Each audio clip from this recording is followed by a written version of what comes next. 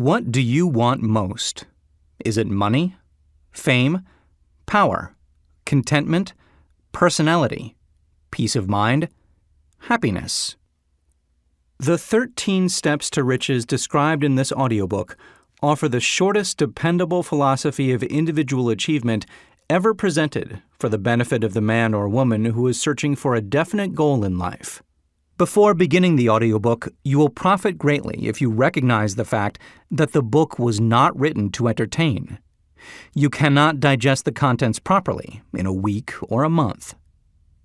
After reading the book thoroughly, Dr. Miller Reese Hutchison, nationally known consulting engineer and longtime associate of Thomas A. Edison, said, "This is not a novel. It is a textbook on individual achievement that came directly from the experiences of hundreds of America's most successful men. It should be studied, digested, and meditated upon. No more than one chapter should be read in a single night. The reader should underline the sentences which impress him most.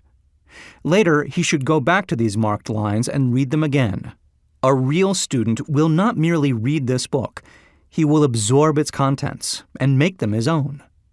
This book should be adopted by all high schools, and no boy or girl should be permitted to graduate without having satisfactorily passed an examination on it. This philosophy will not take the place of the subjects taught in schools, but it will enable one to organize and apply the knowledge acquired and convert it into useful service and adequate compensation without waste of time." Dr. John R. Turner, Dean of the College of the City of New York, after having read the book, said, "The very best example of the soundness of this philosophy is your own son Blair, whose dramatic story you have outlined in the chapter on desire." Dr. Turner had reference to the author's son, who, born without normal hearing capacity, not only avoided becoming a deaf mute, but actually converted his handicap into a priceless asset by applying the philosophy here described. After listening to the story, you will realize that you are about to come into possession of a philosophy which can be transmuted into material wealth, or serve as readily to bring you peace of mind, understanding, spiritual harmony, and in some instances, as in the case of the author's son, it can help you master physical affliction.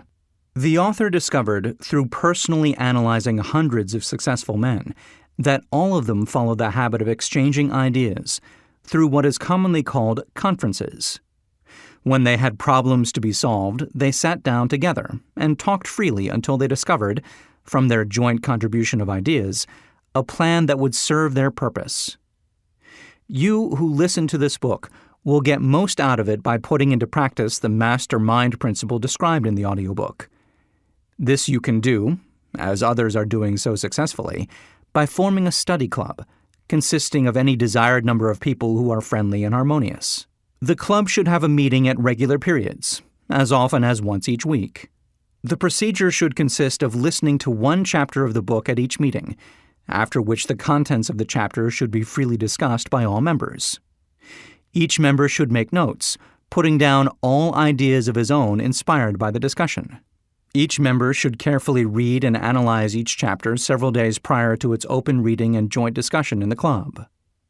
By following this plan, every listener will get from the audio program not only the sum total of the best knowledge organized from the experiences of hundreds of successful men, but more important by far, he will tap new sources of knowledge in his own mind, as well as acquire knowledge of priceless value from every other person present. If you follow this plan persistently, you will be almost certain to uncover and appropriate the secret formula by which Andrew Carnegie acquired his huge fortune, as referred to in the author's introduction. Tributes to the author from great American leaders. Think and Grow Rich was 25 years in the making. It is Napoleon Hill's newest book, based upon his famous Law of Success philosophy. His work and writings have been praised by great leaders in finance, education, politics, government. Supreme Court of the United States, Washington, D.C. Dear Mr. Hill, I have now had an opportunity to finish reading your Law of Success textbooks, and I wish to express my appreciation of the splendid work you have done in the organization of this philosophy. It would be helpful if every politician in the country would assimilate and apply the 17 principles upon which your lessons are based. It contains some very fine material, which every leader in every walk of life should understand. I am happy to have had the privilege of rendering you some slight measure of help in the organization of this splendid course of common sense philosophy. Sincerely yours, William H. Taft, former President and former Chief Justice of the United States. King of the 5 and 10 cent stores. By applying many of the 17 fundamentals of the Law of Success philosophy, we have built a great chain of successful stores. I presume it would be no exaggeration of fact if I said that the Woolworth Building might properly be called a monument to the soundness of these principles. F. W. Woolworth. A great steamship magnate. I feel greatly indebted for the privilege of reading your Law of Success. If I had had this philosophy 50 years ago, I suppose I could have accomplished all that I have done in less than half the time. I sincerely hope the world will discover and reward you. Robert Dollar. Famous American labor leader. Mastery of the Law of Success philosophy is the equivalent of an insurance policy against failure. Samuel Gompers. A former President of the United States. May I not congratulate you on your persistence? Any man who devotes that much time must of necessity make discoveries of great value to others. I am deeply impressed by your interpretation of the mastermind principles, which you have so clearly described. Woodrow Wilson. A merchant prince. I know that your 17 fundamentals of success are sound because I have been applying them in my business for more than 30 years. John Wanamaker. World's largest maker of cameras. I know that you are doing a world of good with your Law of Success. I would not care to set a monetary value on this training because it brings to the student qualities which cannot be measured by money alone. George Eastman. A nationally known business chief. Whatever success I may have attained, I owe entirely to the application of your 17 fundamental principles of the Law of Success. I believe I have the honor of being your first student. William Wrigley, Jr. Publisher's Preface. This audiobook conveys the experience of more than 500 men of great wealth who began at scratch, with nothing to give in return for riches except thoughts, ideas, and organized plans. Here you have the entire philosophy of money-making, just as it was organized from the actual achievements of the most successful men known to the American people during the past 50 years. It describes what to do, also how to do it. It presents complete instructions on how to sell your personal services. It provides you with a perfect system of self-analysis that will readily disclose what has been standing between you and the big money in the past. It describes the famous Andrew Carnegie formula of personal achievement, by which he accumulated hundreds of millions of dollars for himself and made no fewer than a score of millionaires of men to whom he taught his secret. Perhaps you do not need all that is to be found in the audiobook. No one of the 500 men from whose experiences it was written did. But you may need one idea, plan, or suggestion to start you toward your goal. Somewhere in the audiobook you will find this needed stimulus. The book was inspired by Andrew Carnegie after he had made his millions and retired. It was written by the man to whom Carnegie disclosed the astounding secret of his riches, the same man to whom the 500 wealthy men revealed the source of their riches. In this program will be found the 13 principles of money-making essential to every person who accumulates sufficient money to guarantee financial independence. It is estimated that the research which went into the preparation, before the book was written or could be written, research covering more than 25 years of continuous effort, could not be duplicated at a cost of less than $100,000. Moreover, the knowledge contained in the program never can be duplicated at any cost, for the reason that more than half of the 500 men who supplied the information it brings have passed on. Riches cannot always be measured in money. Money and material things are essential for freedom of body and mind. But there are some who will feel that the greatest of all riches can be evaluated only in terms of lasting friendships, harmonious family relationships, sympathy and understanding between business associates, and introspective harmony, which brings one peace of mind measurable only in spiritual values. All who read, understand, and apply this philosophy will be better prepared to attract and enjoy these higher estates, which always have been and always will be denied to all except those who are ready for them. Be prepared, therefore, when you expose yourself to the influence of this philosophy, to experience a changed life, which may help you not only to negotiate your way through life with harmony and understanding, but also to prepare you for the accumulation of material riches in abundance. The Publisher. Author's Preface. In every chapter of this audiobook, mention has been made of the money-making secret which has made fortunes for more than 500 exceedingly wealthy men whom I have carefully analyzed over a long period of years. The secret was brought to my attention by Andrew Carnegie more than a quarter of a century ago. The canny, lovable old Scotsman carelessly tossed it into my mind when I was but a boy.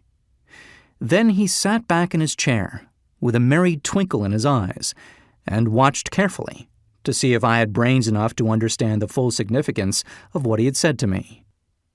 When he saw that I had grasped the idea, he asked if I would be willing to spend 20 years or more preparing myself to take it to the world, to men and women who, without the secret, might go through life as failures.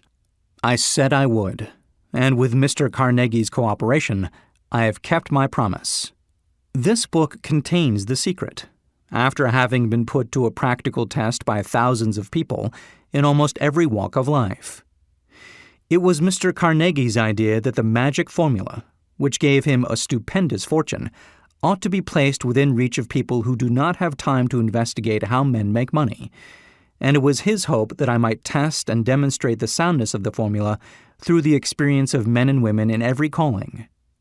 He believed the formula should be taught in all public schools and colleges, and expressed the opinion that if it were properly taught, it would so revolutionize the entire educational system that the time spent in school could be reduced to less than half. His experience with Charles M. Schwab and other young men of Mr. Schwab's type convinced Mr. Carnegie that much of that which is taught in the schools is of no value whatsoever in connection with the business of earning a living or accumulating riches. He had arrived at this decision because he had taken into his business one young man after another, many of them with but little schooling, and by coaching them in the use of this formula, developed in them rare leadership. Moreover, his coaching made fortunes for every one of them who followed his instructions. In the chapter on faith, you will hear the astounding story of the organization of the giant United States Steel Corporation, as it was conceived and carried out by one of the young men through whom Mr. Carnegie proved that his formula will work for all who are ready for it. This single application of the secret by that young man, Charles M. Schwab, made him a huge fortune in both money and opportunity. Roughly speaking, this particular application of the formula was worth $600 million. These facts, and they are facts well known to almost everyone who knew Mr. Carnegie, give you a fair idea of what listening to this audio program may bring to you, provided you know what it is that you want. Even before it had undergone 20 years of practical testing, the secret was passed on to more than 100,000 men and women who have used it for their personal benefit, as Mr. Carnegie planned that they should. Some have made fortunes with it. Others have used it successfully in creating harmony in their homes. A clergyman used it so effectively that it brought him an income of upwards of $75,000 a year. Arthur Nash, a Cincinnati tailor, used his near-bankrupt business as a guinea pig on which to test the formula. The business came to life and made a fortune for its owners. It is still thriving, although Mr. Nash has gone. The experiment was so unique that newspapers and magazines gave it more than $1 million worth of laudatory publicity. The secret was passed on to Stuart Austin Weir of Dallas, Texas. He was ready for it, so ready that he gave up his profession and studied law. Did he succeed? That story is told too. I gave the secret to Jennings Randolph the day he graduated from college, and he has used it so successfully that he is now serving his third term as a member of Congress, with an excellent opportunity to keep on using it until it carries him to the White House.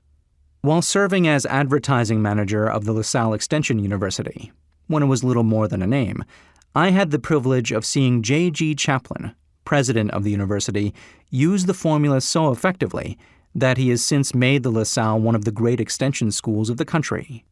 The secret to which I refer has been mentioned no fewer than 100 times throughout this audiobook. It has not been directly named, for it seems to work more successfully when it is merely uncovered and left in sight, where those who are ready and searching for it may pick it up. That is why Mr. Carnegie tossed it to me so quietly, without giving me its specific name. If you are ready to put it to use, you will recognize this secret at least once in every chapter. I wish I might feel privileged to tell you how you will know if you are ready, but that would deprive you of much of the benefit you will receive when you make the discovery in your own way. While this book was being written, my own son, who was then finishing the last year of his college work, picked up the manuscript of Chapter 2, read it, and discovered the secret for himself. He used the information so effectively that he went directly into a responsible position at a beginning salary greater than the average man ever earns. His story has been briefly described in Chapter 2. When you listen to it, perhaps you will dismiss any feeling you may have had at the beginning of the program that it promised too much. And 2, if you have ever been discouraged, if you have had difficulties to surmount, which took the very soul out of you, if you have tried and failed, if you were ever handicapped by illness or physical affliction, this story of my son's discovery and use of the Carnegie formula may prove to be the oasis in the desert of lost hope for which you have been searching. This secret was extensively used by President Woodrow Wilson during the World War. It was passed on to every soldier who fought in the war, carefully wrapped in the training received before going to the front. President Wilson told me it was a strong factor in raising the funds needed for the war. More than 20 years ago, Honorable Manuel L. Quezon, then resident commissioner of the Philippine Islands, was inspired by the secret to gain freedom for his people. He has gained freedom for the Philippines and is the first president of the Free State. A peculiar thing about this secret is that those who once acquire it and use it find themselves literally swept on to success with but little effort, and they never again submit to failure. If you doubt this, study the names of those who have used it, wherever they have been mentioned, check their records for yourself, and be convinced. There is no such thing as something for nothing. The secret to which I refer cannot be had without a price, although the price is far less than its value. It cannot be had at any price by those who are not intentionally searching for it. It cannot be given away, it cannot be purchased for money, for the reason that it comes in 2 parts. One part is already in possession of those who are ready for it. The secret serves equally well all who are ready for it. Education has nothing to do with it. Long before I was born, the secret had found its way into the possession of Thomas A. Edison, and he used it so intelligently that he became the world's leading inventor, although he had but 3 months of schooling. The secret was passed on to a business associate of Mr. Edison. He used it so effectively that although he was then making only $12,000 a year, he accumulated a great fortune and retired from active business while still a young man. You will find his story at the beginning of the first chapter. It should convince you that riches are not beyond your reach, that you can still be what you wish to be, that money, fame, recognition, and happiness can be had by all who are ready and determined to have these blessings. How do I know these things? You should have the answer before you finish this audiobook. You may find it in the very first chapter or at the very end. While I was performing the 20-year task of research, which I had undertaken at Mr. Carnegie's request, I analyzed hundreds of well-known men, many of whom admitted that they had accumulated their vast fortunes through the aid of the Carnegie secret. Among these men were Henry Ford, William Wrigley, Jr., John Wanamaker, James J. Hill, George S. Parker, E. M. Statler, Henry L. Doherty, Cyrus H. K. Curtis, George Eastman, Theodore Roosevelt, John W. Davis, Elbert Hubbard, Wilbur Wright, William Jennings Bryan, Dr. David Starr Jordan, J. Ogden Armour, Charles M. Schwab, Harris F. Williams, Dr. Frank Gonzalez, Daniel Willard, King Gillette, Ralph A. Weeks, Judge Daniel T. Wright, John D. Rockefeller, Thomas A. Edison, Frank A. Vanderlip, F. W. Woolworth, Colonel Robert A. Dollar, Edward A. Filene, Edwin C. Barnes, Arthur Brisbane, Woodrow Wilson, William Howard Taft, Luther Burbank, Edward W. Bach, Frank A. Munsey, Elbert H. Gary, Dr. Alexander Graham Bell, John H. Patterson, Julius Rosenwald, Stuart Austin Weir, Dr. Frank Crane, George M. Alexander, J. G. Chaplin, Honorable Jennings Randolph, Arthur Nash, Clarence Darrow. These names represent but a small fraction of the hundreds of well-known Americans whose achievements, financially and otherwise, prove that those who understand and apply the Carnegie secret reach high stations in life. I have never known anyone who was inspired to use the secret who did not achieve noteworthy success in his chosen calling. I have never known any person to distinguish himself or to accumulate riches of any consequence without possession of the secret. From these two facts, I draw the conclusion that the secret is more important as a part of the knowledge essential for self-determination than any which one receives through what is popularly known as education. What is education, anyway? This has been answered in full detail. As far as schooling is concerned, many of these men had very little. John Wanamaker once told me that what little schooling he had, he acquired in very much the same manner as a modern locomotive takes on water, by scooping it up as it runs. Henry Ford never reached high school, let alone college. I am not attempting to minimize the value of schooling, but I am trying to express my earnest belief that those who master and apply the secret will reach high stations, accumulate riches, and bargain with life on their own terms, even if their schooling has been meager. Somewhere, as you listen, the secret to which I refer will jump from the audio program and stand boldly before you, if you are ready for it. When it appears, you will recognize it. Whether you receive the sign in the first or the last chapter, stop for a moment when it presents itself and turn down a glass, for that occasion will mark the most important turning point of your life. We pass now to Chapter 1, and to the story of my very dear friend, who has generously acknowledged having seen the mystic sign, and whose business achievements are evidence enough that he turned down a glass. As you listen to his story and the others, remember that they deal with the important problems of life, such as all men experience. The problems arising from one's endeavor to earn a living, to find hope, courage, contentment, and peace of mind, to accumulate riches, and to enjoy freedom of body and spirit. Remember, too, as you go through the audio program, that it deals with facts and not with fiction, its purpose being to convey a great universal truth through which all who are ready may learn not only what to do, but also how to do it, and receive as well the needed stimulus to make a start. As a final word of preparation, before you begin the first chapter, may I offer one brief suggestion which may provide a clue by which the Carnegie secret may be recognized. It is this: all achievement, all earned riches have their beginning in an idea. If you are ready for the secret, you already possess one half of it. Therefore, you will readily recognize the other half the moment it reaches your mind. The author. Chapter 1. Introduction. The man who thought his way into partnership with Thomas A. Edison. Truly, thoughts are things, and powerful things at that, when they are mixed with definiteness of purpose, persistence, and a burning desire for their translation into riches or other material objects. A little more than 30 years ago, Edwin C. Barnes discovered how true it is that men really do think and grow rich.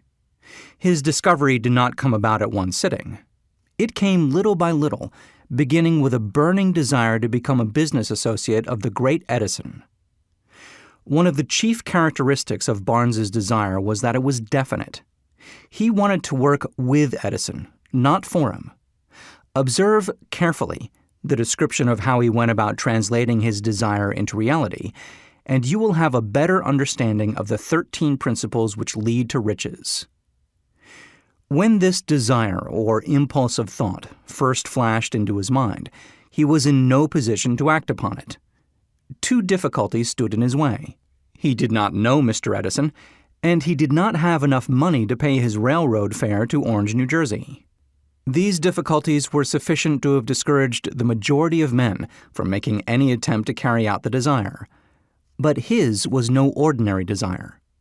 He was so determined to find a way to carry out his desire that he finally decided to travel by blind baggage rather than be defeated.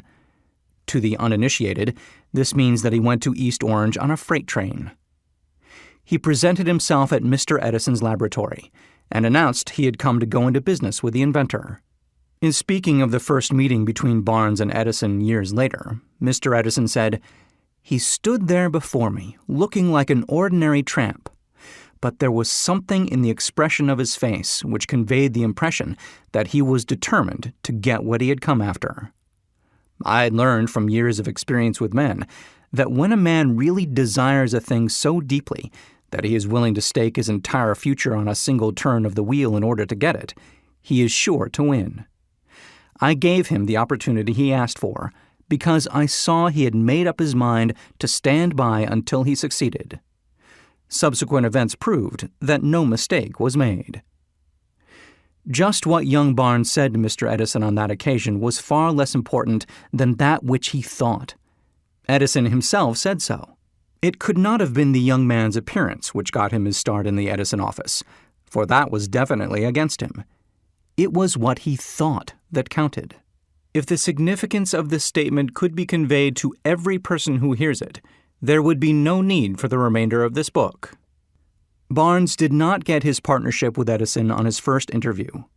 He did get a chance to work in the Edison offices, at a very nominal wage, doing work that was unimportant to Edison, but most important to Barnes, because it gave him an opportunity to display his merchandise where his intended partner could see it.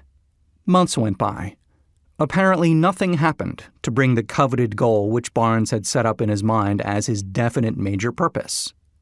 But something important was happening in Barnes's mind.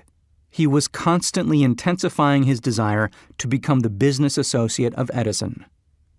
Psychologists have correctly said that when one is truly ready for a thing, it puts in its appearance.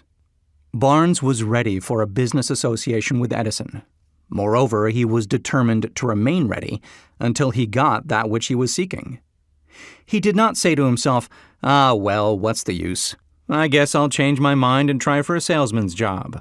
But he did say, I came here to go into business with Edison, and I'll accomplish this end if it takes the remainder of my life. He meant it. What a different story men would have to tell if only they would adopt a definite purpose and stand by that purpose until it had time to become an all-consuming obsession.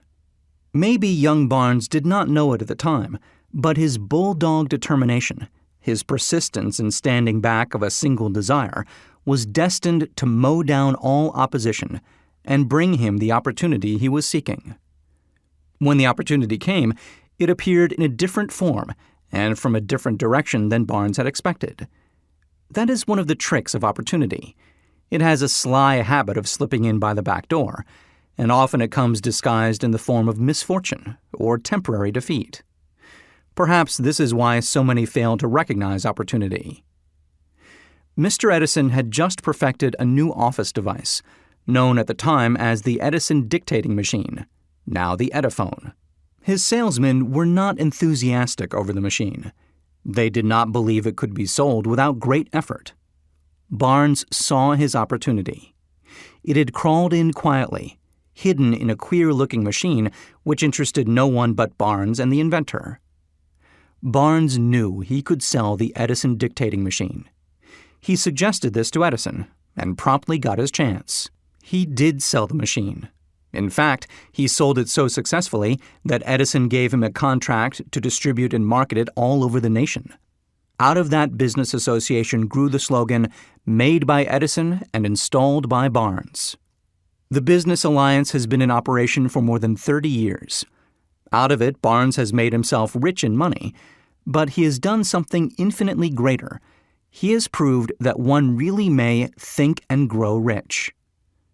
How much actual cash that original desire of Barnes's has been worth to him, I have no way of knowing. Perhaps it has brought him $2 or $3 million. But the amount, whatever it is, becomes insignificant when compared with the greater asset he acquired in the form of definite knowledge that an intangible impulse of thought can be transmuted into its physical counterpart by the application of known principles. Barnes literally thought himself into a partnership with the great Edison. He thought himself into a fortune. He had nothing to start with except the capacity to know what he wanted and the determination to stand by that desire until he realized it. He had no money to begin with. He had but little education. He had no influence. But he did have initiative, faith, and the will to win. With these intangible forces, he made himself #1 man with the greatest inventor who ever lived. Now, let us look at a different situation and study a man who had plenty of tangible evidence of riches, but lost it because he stopped 3 feet short of the goal he was seeking. 3 feet from gold. One of the most common causes of failure is the habit of quitting when one is overtaken by temporary defeat.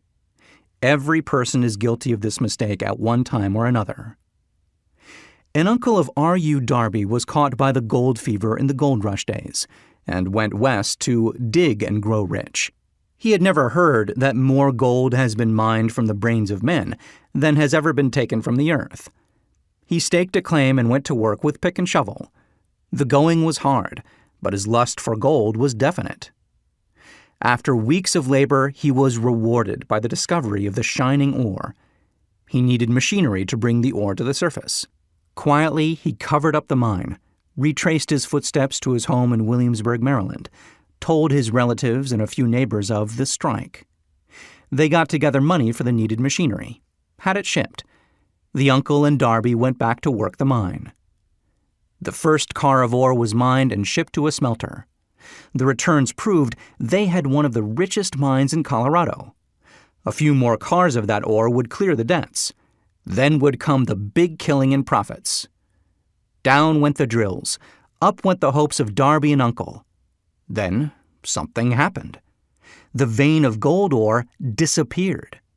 They had come to the end of the rainbow, and the pot of gold was no longer there. They drilled on, desperately trying to pick up the vein again, all to no avail. Finally, they decided to quit. They sold the machinery to a junkman for a few $100s and took the train back home. Some junkmen are dumb, but not this one. He called in a mining engineer to look at the mine and do a little calculating. The engineer advised that the project had failed because the owners were not familiar with fault lines.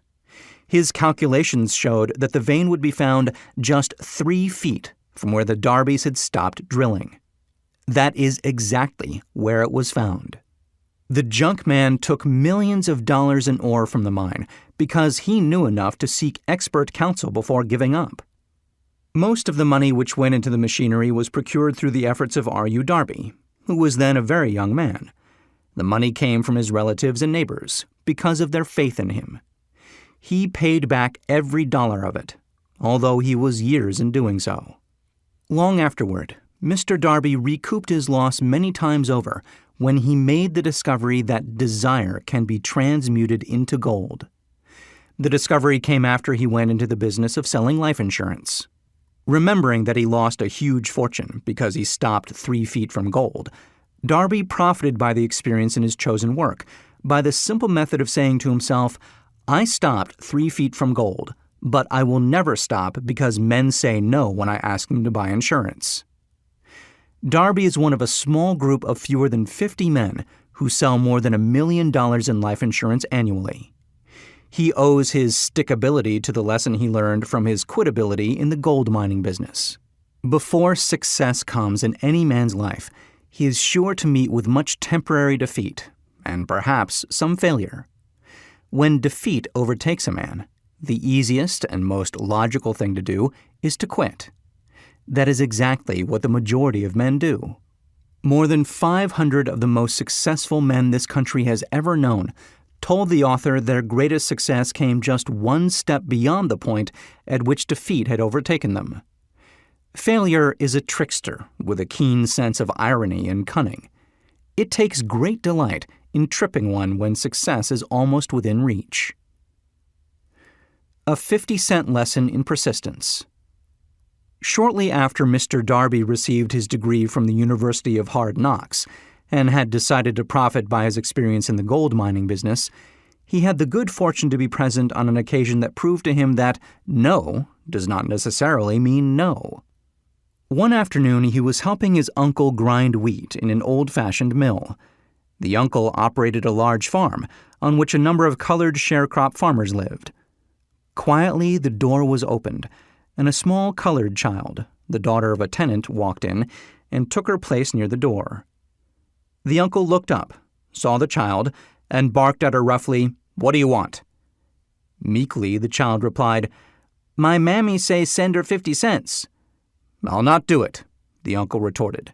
"Now you run on home."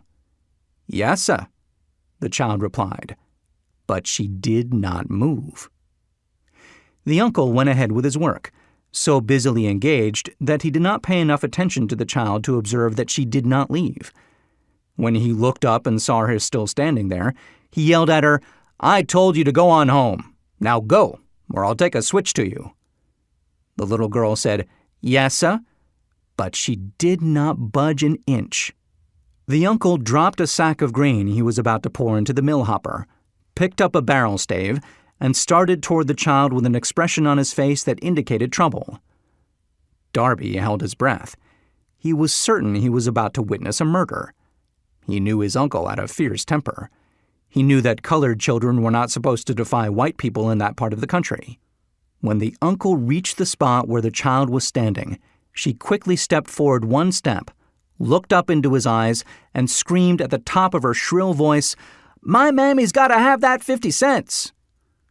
The uncle stopped, looked at her for a minute, then slowly laid the barrel stave on the floor, put his hand in his pocket, took out a $50, and gave it to her.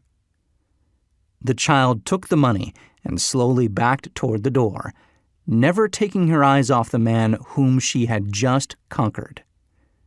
After she had gone, the uncle sat down on a box and looked out the window into space for more than 10 minutes. He was pondering with awe over the whipping he had just taken. Mr. Darby, too, was doing some thinking. That was the first time in all his experience that he had seen a colored child deliberately master an adult white person. How did she do it? What happened to his uncle that caused him to lose his fierceness and become as docile as a lamb? What strange power did this child use that made her master over her superior? These and other similar questions flashed into Darby's mind, but he did not find the answer until years later, when he told me the story. Strangely, the story of this unusual experience was told to the author in the old mill, on the very spot where the uncle took his whipping. Strangely, too, I had devoted nearly a quarter of a century to the study of the power which enabled an ignorant, illiterate colored child to conquer an intelligent man. As we stood there in that musty old mill, Mr. Darby repeated the story of the unusual conquest, and finished by asking, "What can you make of it? What strange power did that child use that so completely whipped my uncle?" The answer to his question will be found in the principles described in this audiobook. The answer is full and complete. It contains details and instructions sufficient to enable anyone to understand and apply the same force which the little child accidentally stumbled upon. Keep your mind alert, and you will observe exactly what strange power came to the rescue of the child. You will catch a glimpse of this power in the next chapter. Somewhere in the audiobook, you will find an idea that will quicken your receptive powers and place at your command, for your own benefit, this same irresistible power.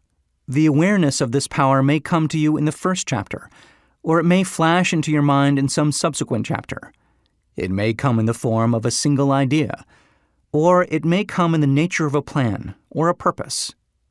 Again, it may cause you to go back into your past experiences of failure or defeat and bring to the surface some lesson by which you can regain all that you lost through defeat.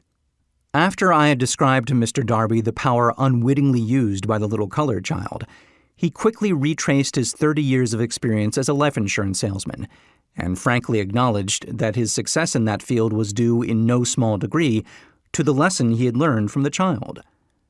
Mr. Darby pointed out, "Every time a prospect tried to bow me out without buying, I saw that child standing there in the old mill, her big eyes glaring in defiance, and I said to myself, I've got to make this sale. The better portion of all sales I have made were made after people had said no." He recalled, too, his mistake in having stopped only 3 feet from gold. But, he said, that experience was a blessing in disguise. It taught me to keep on keeping on, no matter how hard the going may be, a lesson I needed to learn before I could succeed in anything. This story of Mr. Darby and his uncle, the colored child and the gold mine, doubtless will be read by hundreds of men who make their living by selling life insurance. And to all of these, the author wishes to offer the suggestion that Darby owes to these 2 experiences his ability to sell more than $1 million of life insurance every year.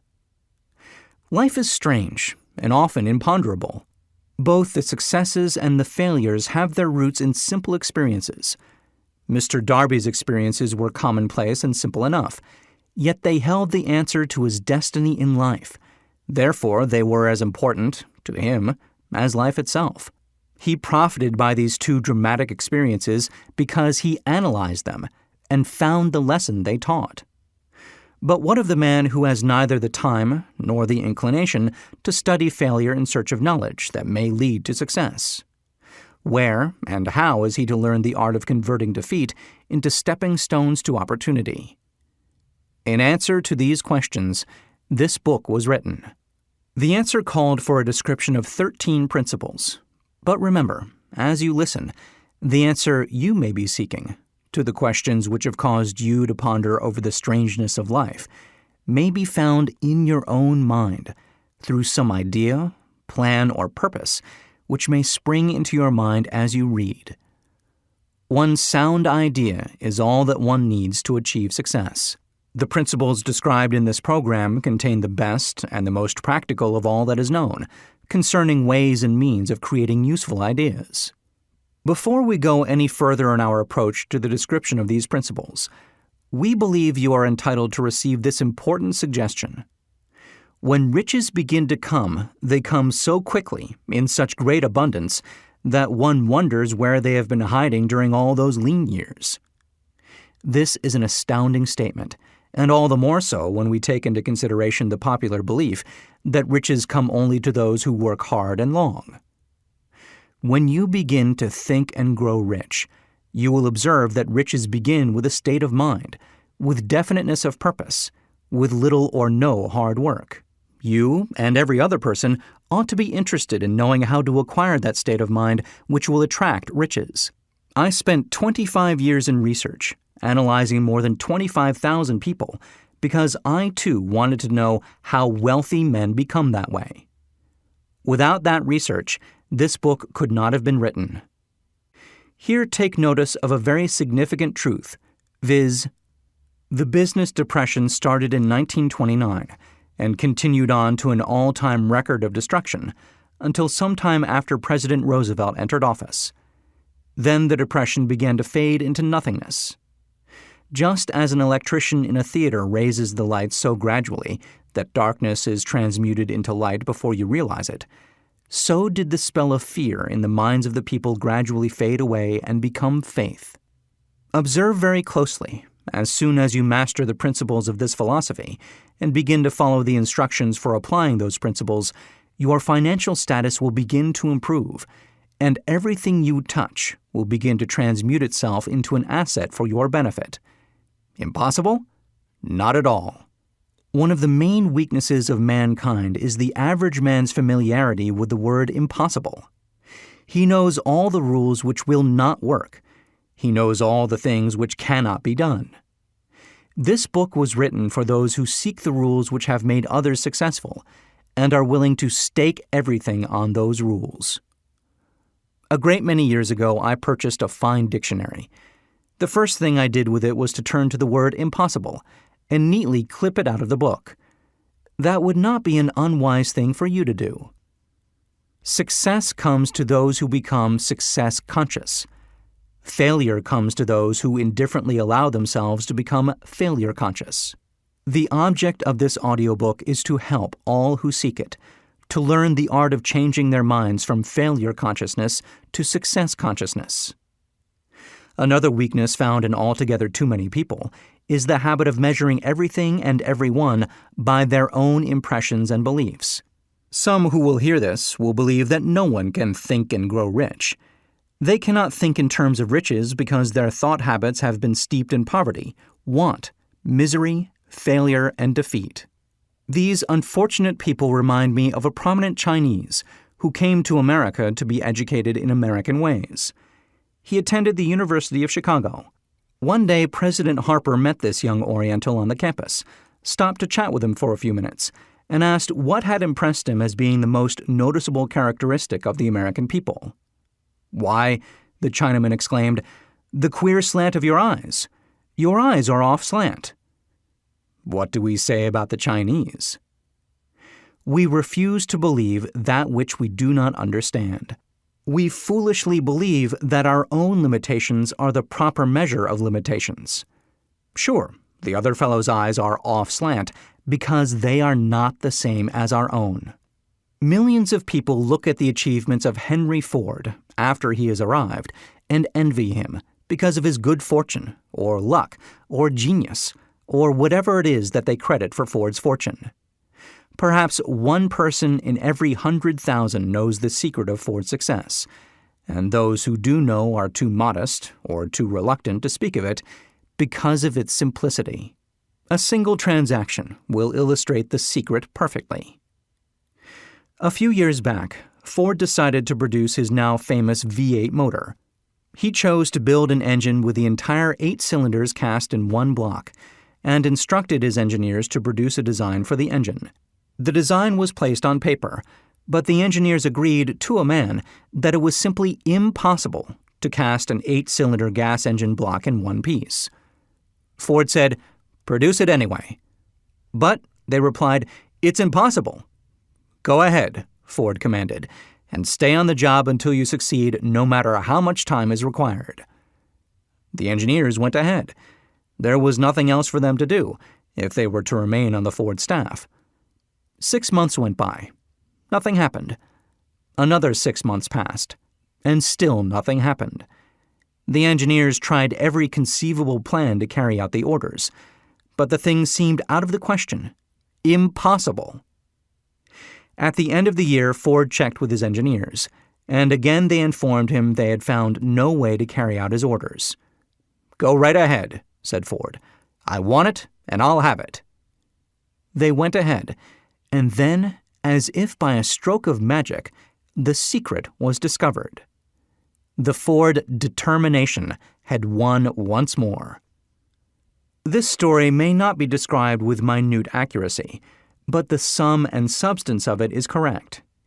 Deduce from it, you who wish to think and grow rich, the secret of the Ford millions if you can. You'll not have to look very far. Henry Ford is a success because he understands and applies the principles of success. One of these is desire, knowing what one wants. Remember this Ford story as you listen, and pick out the lines in which the secret of his stupendous achievement have been described. If you can do this, if you can lay your finger on the particular group of principles which made Henry Ford rich, you can equal his achievements in almost any calling for which you are suited. You are the master of your fate, the captain of your soul, because when Henley wrote the prophetic lines, "I am the master of my fate, I am the captain of my soul," he should have informed us that we are the masters of our fate, the captains of our souls, because we have the power to control our thoughts. He should have told us that the ether in which this little earth floats, in which we move and have our being, is a form of energy moving at an inconceivably high rate of vibration, and that the ether is filled with a form of universal power which adapts itself to the nature of the thoughts we hold in our minds, and influences us, in natural ways, to transmute our thoughts into their physical equivalent. If the poet had told us of this great truth, we would know why it is that we are the masters of our fate, the captains of our souls. He should have told us with great emphasis that this power makes no attempt to discriminate between destructive thoughts and constructive thoughts, that it will urge us to translate into physical reality thoughts of poverty, just as quickly as it will influence us to act upon thoughts of riches. He should have told us, too, that our brains become magnetized with the dominating thoughts which we hold in our minds, and by means with which no man is familiar, these magnets attract to us the forces, the people, the circumstances of life which harmonize with the nature of our dominating thoughts. He should have told us that before we can accumulate riches in great abundance, we must magnetize our minds with intense desire for riches, that we must become money-conscious until the desire for money drives us to create definite plans for acquiring it. But, being a poet and not a philosopher, Henley contented himself by stating a great truth in poetic form, leaving those who followed him to interpret the philosophical meaning of his lines. Little by little, the truth has unfolded itself, until it now appears certain that the principles described in this audiobook hold the secret of mastery over our economic fate. We are now ready to examine the first of these principles. Maintain a spirit of open-mindedness, and remember as you listen, they are the invention of no one man. The principles were gathered from the life experiences of more than 500 men who actually accumulated riches in huge amounts, men who began in poverty, with but little education, without influence. The principles worked for these men. You can put them to work for your own enduring benefit. You will find it easy, not hard to do. Before you listen to the next chapter, I want you to know that it conveys factual information which might easily change your entire financial destiny, as it has so definitely brought changes of stupendous proportions to two people described. I want you to know also that the relationship between these two men and myself is such that I could have taken no liberties with the facts, even if I had wished to do so. One of them has been my closest personal friend for almost 25 years. The other is my own son. The unusual success of these two men, success which they generously accredit to the principle described in the next chapter, more than justifies this personal reference as a means of emphasizing the far-flung power of this principle. Almost 15 years ago, I delivered the commencement address at Salem College, Salem, West Virginia. I emphasized the principle described in the next chapter with so much intensity that one of the members of the graduating class definitely appropriated it and made it a part of his own philosophy. The young man is now a member of Congress and an important factor in the present administration. Just before this book went to the publisher, he wrote me a letter in which he so clearly stated his opinion of the principle outlined in the next chapter that I have chosen to publish his letter as an introduction to that chapter. It gives you an idea of the rewards to come. My dear Napoleon, my service as a member of Congress having given me an insight into the problems of men and women, I am writing to offer a suggestion which may become helpful to thousands of worthy people. With apologies, I must state that the suggestion, if acted upon, will mean several years of labor and responsibility for you, But I am enheartened to make the suggestion because I know your great love for rendering useful service. In 1922, you delivered the commencement address at Salem College when I was a member of the graduating class. In that address, you planted in my mind an idea which has been responsible for the opportunity I now have to serve the people of my state, and will be responsible, in a very large measure, for whatever success I may have in the future. The suggestion I have in mind is that you put into a book the sum and substance of the address you delivered at Salem College, and in that way give the people of America an opportunity to profit by your many years of experience and association with the men who, by their greatness, have made America the richest nation on earth. I recall, as though it were yesterday, the marvelous description you gave of the method by which Henry Ford, with but little schooling, without a dollar, with no influential friends, rose to great heights. I made up my mind then, even before you had finished your speech, that I would make a place for myself, no matter how many difficulties I had to surmount. Thousands of young people will finish their schooling this year and within the next few years. Every one of them will be seeking just such a message of practical encouragement as the one I received from you. They will want to know where to turn, what to do, to get started in life. You can tell them, because you have helped to solve the problems of so many, many people. If there is any possible way that you can afford to render so great a service, may I offer the suggestion that you include with every book one of your personal analysis charts, in order that the purchaser of the book may have the benefit of a complete self-inventory, indicating, as you indicated to me years ago, exactly what is standing in the way of success.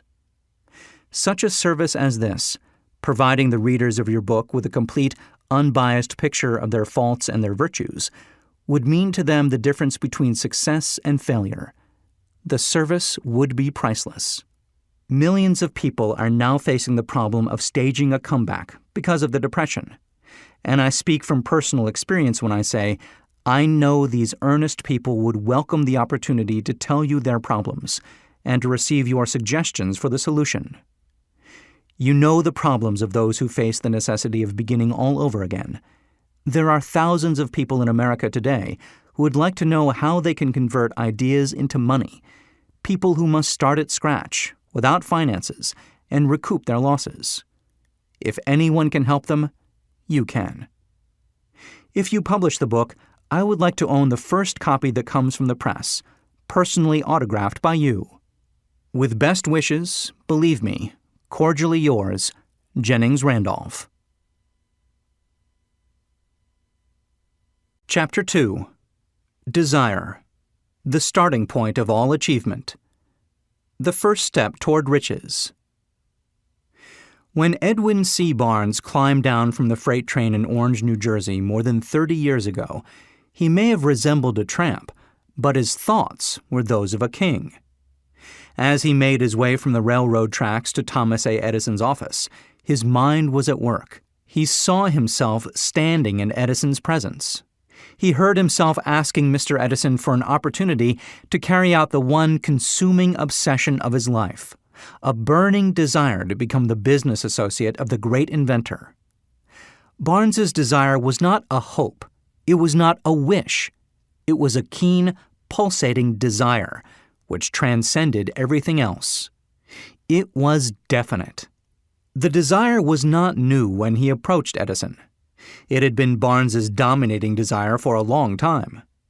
In the beginning, when the desire first appeared in his mind, it may have been, probably was, only a wish, but it was no mere wish when he appeared before Edison with it.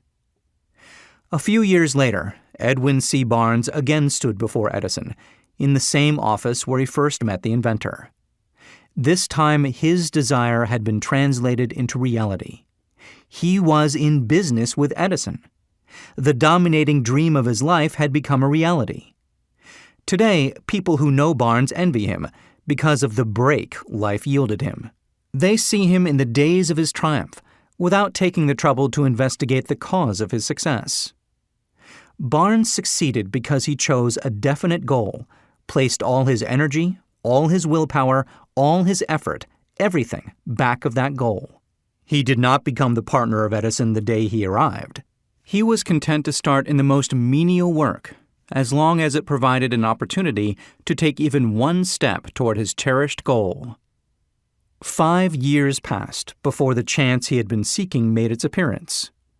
During all those years, not one ray of hope, not one promise of attainment of his desire had been held out to him. To everyone except himself, he appeared only another cog in the Edison business wheel, but in his own mind, he was the partner of Edison every minute of the time, from the very day that he first went to work there. It is a remarkable illustration of the power of a definite desire. Barnes won his goal because he wanted to be a business associate of Mr. Edison more than he wanted anything else. He created a plan by which to attain that purpose. But he burned all bridges behind him. He stood by his desire until it became the dominating obsession of his life, and finally, a fact.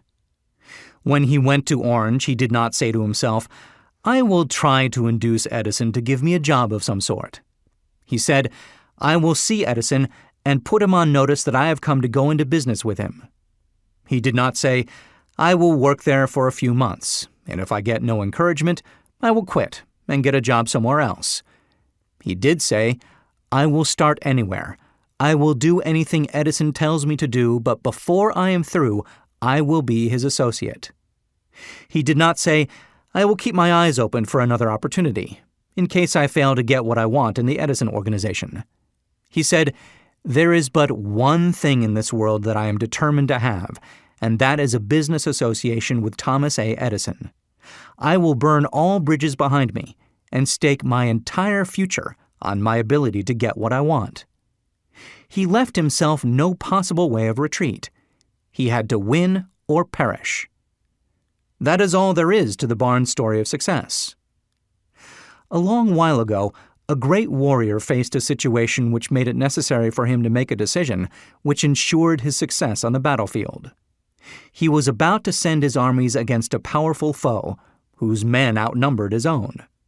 He loaded his soldiers into boats, sailed to the enemy's country, unloaded soldiers and equipment, then gave the order to burn the ships that had carried them. Addressing his men before the first battle, he said, "You see the boats going up in smoke. That means we cannot leave these shores alive unless we win. We now have no choice. We win or we perish." They won. Every person who wins in any undertaking must be willing to burn his ships and cut all sources of retreat. Only by so doing can one be sure of maintaining that state of mind known as a burning desire to win, essential to success. The morning after the Great Chicago Fire, a group of merchants stood on State Street, looking at the smoking remains of what had been their stores. They went into a conference to decide if they would try to rebuild, or leave Chicago and start over in a more promising section of the country. They reached a decision, all except one, to leave Chicago. The merchant who decided to stay and rebuild pointed a finger at the remains of his store and said, "Gentlemen, on that very spot I will build the world's greatest store, no matter how many times it may burn down." That was more than 50 years ago. The store was built. It stands there today, a towering monument to the power of that state of mind known as a burning desire. The easy thing for Marshall Field to have done would have been exactly what his fellow merchants did. When the going was hard and the future looked dismal, they pulled up and went where the going seemed easier. Mark well this difference between Marshall Field and the other merchants, because it is the same difference which distinguishes Edwin C. Barnes from thousands of other young men who have worked in the Edison organization. It is the same difference which distinguishes practically all who succeed from those who fail. Every human being who reaches the age of understanding of the purpose of money wishes for it. Wishing will not bring riches. But desiring riches with the state of mind that becomes an obsession, then planning definite ways and means to acquire riches, and backing those plans with persistence which does not recognize failure, will bring riches. The method by which desire for riches can be transmuted into its financial equivalent consists of 6 definite practical steps, viz. First, fix in your mind the exact amount of money you desire. It is not sufficient merely to say, "I want plenty of money." Be definite as to the amount. There is a psychological reason for definiteness, which will be described in a subsequent chapter. Second, determine exactly what you intend to give in return for the money you desire. There is no such reality as something for nothing. Third, establish a definite date when you intend to possess the money you desire. Fourth, create a definite plan for carrying out your desire and begin at once, whether you are ready or not, to put this plan into action. Fifth, write out a clear, concise statement of the amount of money you intend to acquire. Name the time limit for its acquisition. State what you intend to give in return for the money, and describe clearly the plan through which you intend to accumulate it. Sixth, read your written statement aloud, twice daily, once just before retiring at night, and once after arising in the morning. As you read, see and feel and believe yourself already in possession of the money. It is important that you follow the instructions described in these 6 steps. It is especially important that you observe and follow the instructions in the 6th paragraph. You may complain that it is impossible for you to see yourself in possession of the money before you actually have it. Here is where a burning desire will come to your aid. If you truly desire money so keenly that your desire is an obsession, you will have no difficulty in convincing yourself that you will acquire it. The object is to want money, and to become so determined to have it that you convince yourself you will have it. Only those who become money conscious ever accumulate great riches. Money consciousness means that the mind has become so thoroughly saturated with the desire for money that one can see oneself already in possession of it. To the uninitiated, who has not been schooled in the working principles of the human mind, these instructions may appear impractical. It may be helpful to all who fail to recognize the soundness of the 6 steps to know that the information they convey was received from Andrew Carnegie, who began as an ordinary laborer in the steel mills, but managed, despite his humble beginning, to make these principles yield him a fortune of considerably more than $100 million. It may be of further help to know that the 6 steps here recommended were carefully scrutinized by the late Thomas A. Edison, who placed his stamp of approval upon them as being not only the steps essential for the accumulation of money, but necessary for the attainment of any definite goal. The steps call for no hard labor. They call for no sacrifice. They do not require one to become ridiculous or credulous. To apply them calls for no great amount of education. But the successful application of these 6 steps does call for sufficient imagination to enable one to see and to understand that accumulation of money cannot be left to chance, good fortune, and luck.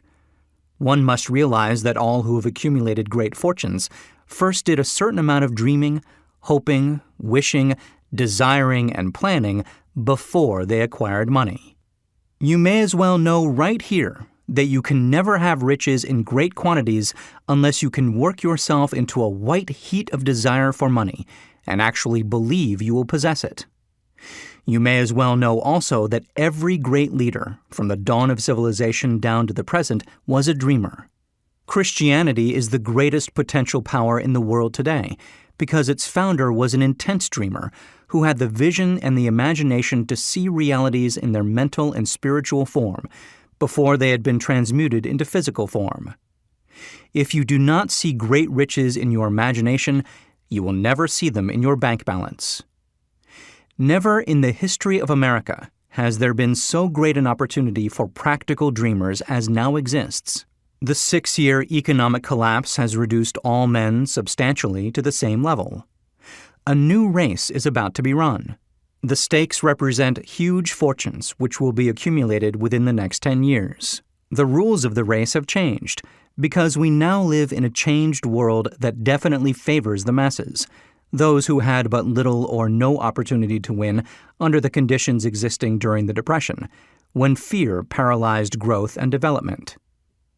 We who are in this race for riches should be encouraged to know that this changed world in which we live is demanding new ideas, new ways of doing things, new leaders, new inventions, new methods of teaching, new methods of marketing, new books, new literature, new features for the radio, new ideas for moving pictures. Back of all this demand for new and better things, there is one quality which one must possess to win, and that is definiteness of purpose, the knowledge of what one wants, and a burning desire to possess it. The business depression marked the death of one age and the birth of another. This changed world requires practical dreamers who can and will put their dreams into action. The practical dreamers have always been, and always will be, the pattern makers of civilization. We who desire to accumulate riches should remember the real leaders of the world always have been men who harnessed, and put into practical use, the intangible, unseen forces of unborn opportunity, and have converted those forces, or impulses of thought, into skyscrapers, cities, factories, airplanes, automobiles, and every form of convenience that makes life more pleasant. Tolerance and an open mind are practical necessities of the dreamer of today. Those who are afraid of new ideas are doomed before they start. Never has there been a time more favorable to pioneers than the present. True, there is no wild and woolly West to be conquered, as in the days of the covered wagon, but there is a vast business, financial, and industrial world to be remolded and redirected along new and better lines. In planning to acquire your share of the riches, let no one influence you to scorn the dreamer. To win the big stakes in this changed world, you must catch the spirit of the great pioneers of the past, whose dreams have given to civilization all that it has of value, the spirit which serves as the lifeblood of our own country, your opportunity and mine, to develop and market our talents. Let us not forget, Columbus dreamed of an unknown world, staked his life on the existence of such a world, and discovered it. Copernicus, the great astronomer, dreamed of a multiplicity of worlds and revealed them. No one denounced him as impractical after he had triumphed. Instead, the world worshipped at his shrine, thus proving once more that success requires no apologies, failure permits no alibis. If the thing you wish to do is right, and you believe in it, go ahead and do it. Put your dream across, and never mind what they say if you meet with temporary defeat, for they perhaps do not know that every failure brings with it the seed of an equivalent success. Henry Ford, poor and uneducated, dreamed of a horseless carriage, went to work with what tools he possessed, without waiting for opportunity to favor him, and now evidence of his dream belts the entire earth. He has put more wheels into operation than any man who ever lived, because he was not afraid to back his dreams. Thomas Edison dreamed of a lamp that could be operated by electricity, began where he stood to put his dream into action, and despite more than 10,000 failures, he stood by that dream until he made it a physical reality. Practical dreamers do not quit. Wayland dreamed of a chain of cigar stores, transformed his dream into action, and now the United Cigar Stores occupy the best corners in America. Lincoln dreamed of freedom for the black slaves, put his dream into action, and barely missed living to see a united North and South translate his dream into reality. The Wright brothers dreamed of a machine that would fly through the air. Now one may see evidence all over the world that they dreamed soundly. Marconi dreamed of a system for harnessing the intangible forces of the ether. Evidence that he did not dream in vain may be found in every wireless and radio in the world. Moreover, Marconi's dream brought the humblest cabin and the most stately manor house side by side. It made the people of every nation on earth backdoor neighbors. It gave the President of the United States a medium by which he may talk to all the people of America at one time and on short notice. It may interest you to know that Marconi's friends had him taken into custody and examined in a psychopathic hospital when he announced he had discovered a principle through which he could send messages through the air without the aid of wires or other direct physical means of communication. The dreamers of today fare better. The world has become accustomed to new discoveries, Nay, it has shown a willingness to reward the dreamer who gives the world a new idea. The greatest achievement was, at first, and for a time, but a dream. The oak sleeps in the acorn, the bird waits in the egg, and in the highest vision of the soul, a waking angel stirs. Dreams are the seedlings of reality. Awake, arise, and assert yourself, you dreamers of the world. Your star is now in the ascendancy. The world depression brought the opportunity you have been waiting for. It taught people humility, tolerance, and open-mindedness. The world is filled with an abundance of opportunity, which the dreamers of the past never knew. A burning desire to be and to do is the starting point from which the dreamer must take off. Dreams are not born of indifference, laziness, or lack of ambition. The world no longer scoffs at the dreamer, nor calls him impractical. If you think it does, take a trip to Tennessee and witness what a dreamer president has done in the way of harnessing and using the great water power of America. A score of years ago, such a dream would have seemed like madness. You have been disappointed. You have undergone defeat during the Depression. You have felt the great heart within you crushed until it bled. Take courage, for these experiences have tempered the spiritual metal of which you are made. They are assets of incomparable value. Remember, too, that all who succeed in life get off to a bad start and pass through many heartbreaking struggles before they arrive. The turning point in the lives of those who succeed usually comes at the moment of some crisis, through which they are introduced to their other selves. John Bunyan wrote The Pilgrim's Progress, which is among the finest of all English literature, after he had been confined in prison and sorely punished because of his views on the subject of religion. O. Henry discovered the genius which slept within his brain after he had met with great misfortune and was confined in a prison cell in Columbus, Ohio. Being forced, through misfortune, to become acquainted with his other self and to use his imagination, he discovered himself to be a great author instead of a miserable criminal and outcast. Strange and varied are the ways of life, and stranger still are the ways of infinite intelligence, through which men are sometimes forced to undergo all sorts of punishment before discovering their own brains and their own capacity to create useful ideas through imagination. Edison, the world's greatest inventor and scientist, was a tramp telegraph operator. He failed innumerable times before he was driven finally to the discovery of the genius which slept within his brain. Charles Dickens began by pasting labels on blacking pots. The tragedy of his first love penetrated the depths of his soul and converted him into one of the world's truly great authors. That tragedy produced first David Copperfield, then a succession of other works that made this a richer and better world for all who read his books. Disappointment over love affairs generally has the effect of driving men to drink and women to ruin. And this because most people never learn the art of transmuting their strongest emotions into dreams of a constructive nature. Helen Keller became deaf, dumb, and blind shortly after birth. Despite her greatest misfortune, she has written her name indelibly in the pages of the history of the great. Her entire life has served as evidence that no one ever is defeated until defeat has been accepted as reality. Robert Burns was an illiterate country lad. He was cursed by poverty and grew up to be a drunkard in the bargain. The world was made better for his having lived because he clothed beautiful thoughts in poetry, and thereby plucked a thorn and planted a rose in its place. Booker T. Washington was born in slavery, handicapped by race and color. Because he was tolerant, had an open mind at all times on all subjects, and was a dreamer, he left his impress for good on an entire race. Beethoven was deaf, Milton was blind, but their names will last as long as time endures, because they dreamed and translated their dreams into organized thought.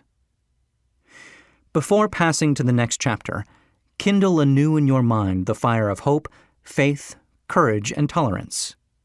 If you have these states of mind and a working knowledge of the principles described, all else that you need will come to you when you are ready for it. Let Emerson state the thought in these words: Every proverb, every book, every byword that belongs to thee for aid and comfort shall surely come home through open or winding passages. Every friend whom not thy fantastic will, but the great and tender soul in thee craveth, shall lock thee in his embrace. There is a difference between wishing for a thing and being ready to receive it. No one is ready for a thing until he believes he can acquire it. The state of mind must be belief, not mere hope or wish. Open-mindedness is essential for belief. Closed minds do not inspire faith, courage, and belief. Remember, no more effort is required to aim high in life, to demand abundance and prosperity, than is required to accept misery and poverty. A great poet has correctly stated this universal truth through these lines: I bargained with life for a penny, and life would pay no more, however I begged at evening when I counted my scanty store. For life is a just employer, he gives you what you ask, but once you have set the wages, why, you must bear the task. I worked for a menial's hire, only to learn dismayed that any wage I had asked of life, life would have willingly paid. Desire outwits Mother Nature. As a fitting climax to this chapter, I wish to introduce one of the most unusual persons I have ever known. I first saw him 24 years ago, a few minutes after he was born. He came into the world without any physical sign of ears, and the doctor admitted, when pressed for an opinion, that the child might be deaf and mute for life. I challenged the doctor's opinion. I had the right to do so. I was the child's father. I, too, reached a decision and rendered an opinion, but I expressed the opinion silently, in the secrecy of my own heart. I decided that my son would hear and speak. Nature could send me a child without ears, but nature could not induce me to accept the reality of the affliction. In my own mind, I knew that my son would hear and speak. How? I was sure there must be a way, and I knew I would find it. I thought of the words of the immortal Emerson: "The whole course of things goes to teach us faith. We need only obey." There is guidance for each of us, and by lowly listening, we shall hear the right word. The right word? Desire. More than anything else, I desired that my son should not be a deaf-mute. From that desire I never receded, not for a second. Many years previously I had written, "Our only limitations are those we set up in our own minds." For the first time I wondered if that statement were true. Lying on the bed in front of me was a newly born child, without the natural equipment of hearing. Even though he might hear and speak, he was obviously disfigured for life. Surely this was a limitation which that child had not set up in his own mind. What could I do about it? Somehow I would find a way to transplant into that child's mind my own burning desire for ways and means of conveying sound to his brain without the aid of ears. As soon as the child was old enough to cooperate, I would fill his mind so completely with a burning desire to hear that nature would, by methods of her own, translate it into physical reality. All this thinking took place in my own mind, but I spoke of it to no one. Every day I renewed the pledge I had made to myself, not to accept a deaf-mute for a son. As he grew older and began to take notice of things around him, we observed that he had a slight degree of hearing. When he reached the age when children usually begin talking, he made no attempt to speak, but we could tell by his actions that he could hear certain sounds slightly. That was all I wanted to know. I was convinced that if he could hear even slightly, he might develop still greater hearing capacity. Then something happened which gave me hope. It came from an entirely unexpected source. We bought a Victrola. When the child heard the music for the first time, he went into ecstasies and promptly appropriated the machine. He soon showed a preference for certain records. Among them, It's a Long Way to Tipperary. On one occasion, he played that piece over and over for almost 2 hours, standing in front of the Victrola with his teeth clamped on the edge of the case. The significance of this self-formed habit of his did not become clear to us until years afterward, for we had never heard of the principle of bone conduction of sound at that time. Shortly after he appropriated the Victrola, I discovered that he could hear me quite clearly when I spoke with my lips touching his mastoid bone, or at the base of the brain. These discoveries placed in my possession the necessary media by which I began to translate into reality my burning desire to help my son develop hearing and speech. By that time, he was making stabs at speaking certain words. The outlook was far from encouraging, but desire backed by faith knows no such word as impossible. Having determined that he could hear the sound of my voice plainly, I began immediately to transfer to his mind the desire to hear and speak. I soon discovered that the child enjoyed bedtime stories, so I went to work, creating stories designed to develop in him self-reliance, imagination, and a keen desire to hear and to be normal. There was one story in particular, which I emphasized by giving it some new and dramatic coloring each time it was told. It was designed to plant in his mind the thought that his affliction was not a liability, but an asset of great value. Despite the fact that all the philosophy I had examined clearly indicated that every adversity brings with it the seed of an equivalent advantage, I must confess that I had not the slightest idea how this affliction could ever become an asset. However, I continued my practice of wrapping that philosophy in bedtime stories, hoping the time would come when he would find some plan by which his handicap could be made to serve some useful purpose. Reason told me plainly that there was no adequate compensation for the lack of ears and natural hearing equipment. Desire backed by faith pushed reason aside and inspired me to carry on. As I analyzed the experience in retrospect, I can see now that my son's faith in me had much to do with the astounding results. He did not question anything I told him. I sold him the idea that he had a distinct advantage over his older brother, and that this advantage would reflect itself in many ways.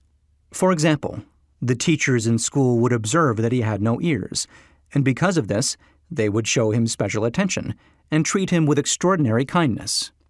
They always did. His mother saw to that, by visiting the teachers and arranging with them to give the child the extra attention necessary. I sold him the idea, too, that when he became old enough to sell newspapers — his older brother had already become a newspaper merchant — he would have a big advantage over his brother, for the reason that people would pay him extra money for his wares, because they could see that he was a bright, industrious boy, despite the fact he had no ears. We could notice that, gradually, the child's hearing was improving.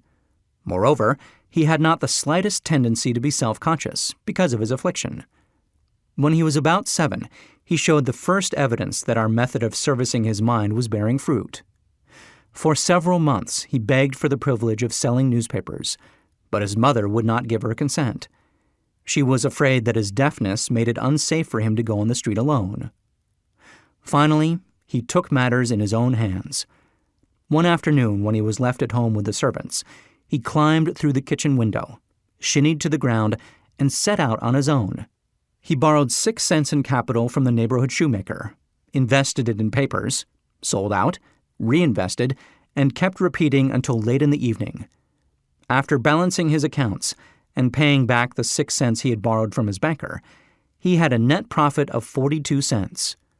When we got home that night, we found him in bed asleep, with the money tightly clenched in his hand. His mother opened his hand, removed the coins, and cried. Of all things, crying over her son's first victory seemed so inappropriate. My reaction was the reverse. I laughed heartily, for I knew that my endeavor to plant in the child's mind an attitude of faith in himself had been successful.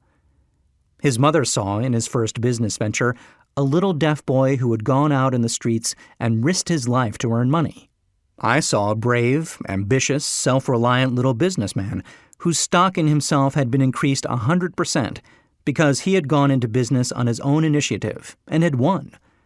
The transaction pleased me because I knew that he had given evidence of a trait of resourcefulness that would go with him all through life. Later events proved this to be true. When his older brother wanted something, he would lie down on the floor, kick his feet in the air, cry for it, and get it. When the little deaf boy wanted something, he would plan a way to earn the money, then buy it for himself. He still follows that plan. Truly, my own son has taught me that handicaps can be converted into stepping stones, on which one may climb toward some worthy goal, unless they are accepted as obstacles and used as alibis. The little deaf boy went through the grades, high school, and college without being able to hear his teachers, excepting when they shouted loudly at close range. He did not go to a school for the deaf. We would not permit him to learn the sign language. We were determined that he should live a normal life and associate with normal children, and we stood by that decision, although it cost us many heated debates with school officials. While he was in high school, he tried an electrical hearing aid, but it was of no value to him, due, we believed, to a condition that was disclosed when the child was 6 by Dr. J. Gordon Wilson of Chicago, when he operated on one side of the boy's head and discovered that there was no sign of natural hearing equipment. During his last week in college, 18 years after the operation, something happened which marked the most important turning point of his life. Through what seemed to be mere chance, he came into possession of another electrical hearing device, which was sent to him on trial. He was slow about testing it, due to his disappointment with a similar device.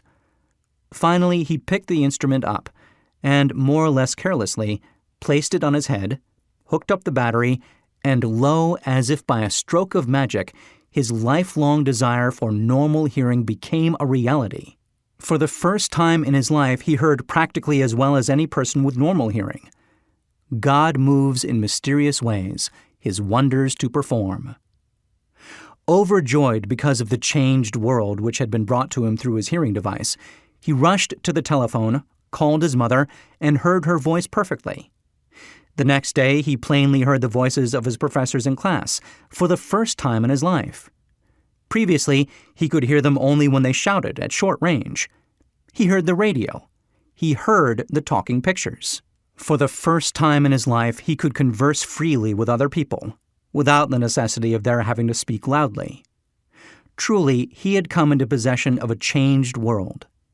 We had refused to accept nature's error, and by persistent desire, we had induced nature to correct that error through the only practical means available. Desire had commenced to pay dividends, but the victory was not yet complete. The boy still had to find a definite and practical way to convert his handicap into an equivalent asset. Hardly realizing the significance of what had already been accomplished, but intoxicated with the joy of his newly discovered world of sound, he wrote a letter to the manufacturer of the hearing aid, enthusiastically describing his experience. Something in his letter, something perhaps which was not written on the lines, but back of them, caused the company to invite him to New York. When he arrived, he was escorted through the factory, and while talking with the chief engineer, telling him about his changed world, a hunch, an idea, or an inspiration, call it what you wish, flashed into his mind.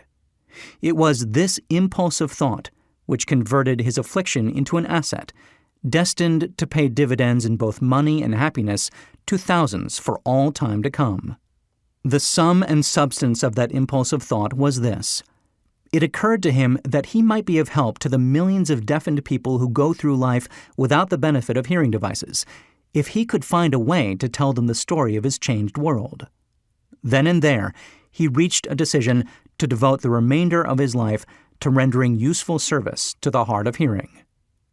For an entire month, he carried on an intensive research, during which he analyzed the entire marketing system of the manufacturer of the hearing device, and created ways and means of communicating with the hard of hearing all over the world, for the purpose of sharing with them his newly discovered changed world.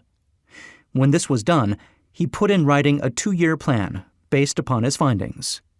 When he presented the plan to the company, he was instantly given a position for the purpose of carrying out his ambition. Little did he dream when he went to work that he was destined to bring hope and practical relief to thousands of deafened people who, without his help, would have been doomed forever to deaf mutism. Shortly after he became associated with the manufacturer of his hearing aid, he invited me to attend a class conducted by his company for the purpose of teaching deaf mutes to hear and to speak. I had never heard of such a form of education. Therefore, I visited the class skeptical but hopeful that my time would not be entirely wasted. Here I saw a demonstration which gave me a greatly enlarged vision of what I had done to arouse and keep alive in my son's mind the desire for normal hearing. I saw deaf mutes actually being taught to hear and to speak through application of the selfsame principle I had used more than 20 years previously in saving my son from deaf mutism. Thus, through some strange turn of the wheel of fate, my son Blair and I have been destined to aid in correcting deaf mutism for those as yet unborn, because we are the only living human beings, as far as I know, who have established definitely the fact that deaf mutism can be corrected to the extent of restoring to normal life those who suffer with this affliction. It has been done for one, it will be done for others. There is no doubt in my mind that Blair would have been a deaf mute all his life if his mother and I had not managed to shape his mind as we did. The doctor who attended at his birth told us, confidentially, the child might never hear or speak. A few weeks ago, Dr. Irving Voorhees, a noted specialist on such cases, examined Blair very thoroughly. He was astounded when he learned how well my son now hears and speaks, and said his examination indicated that, theoretically, the boy should not be able to hear at all. But the lad does hear, despite the fact that X-ray pictures show there is no opening in the skull whatsoever from where his ears should be to the brain.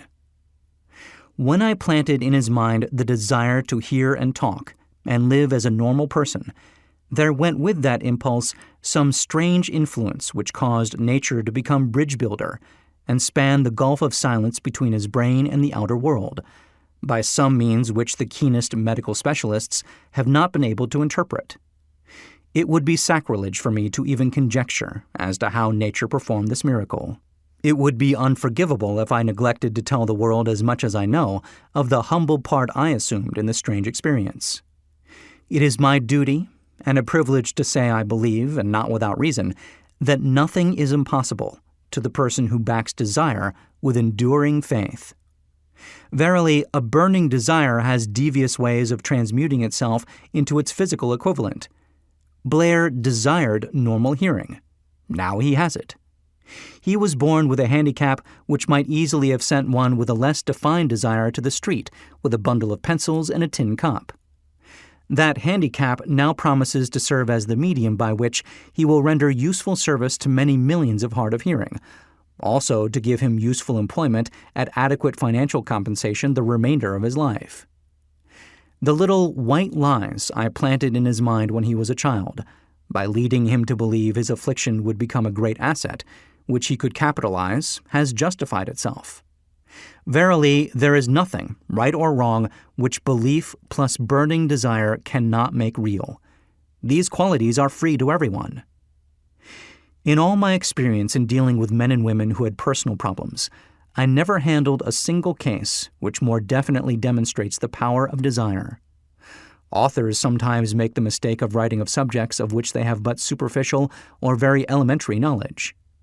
It has been my good fortune to have had the privilege of testing the soundness of the power of desire through the affliction of my own son.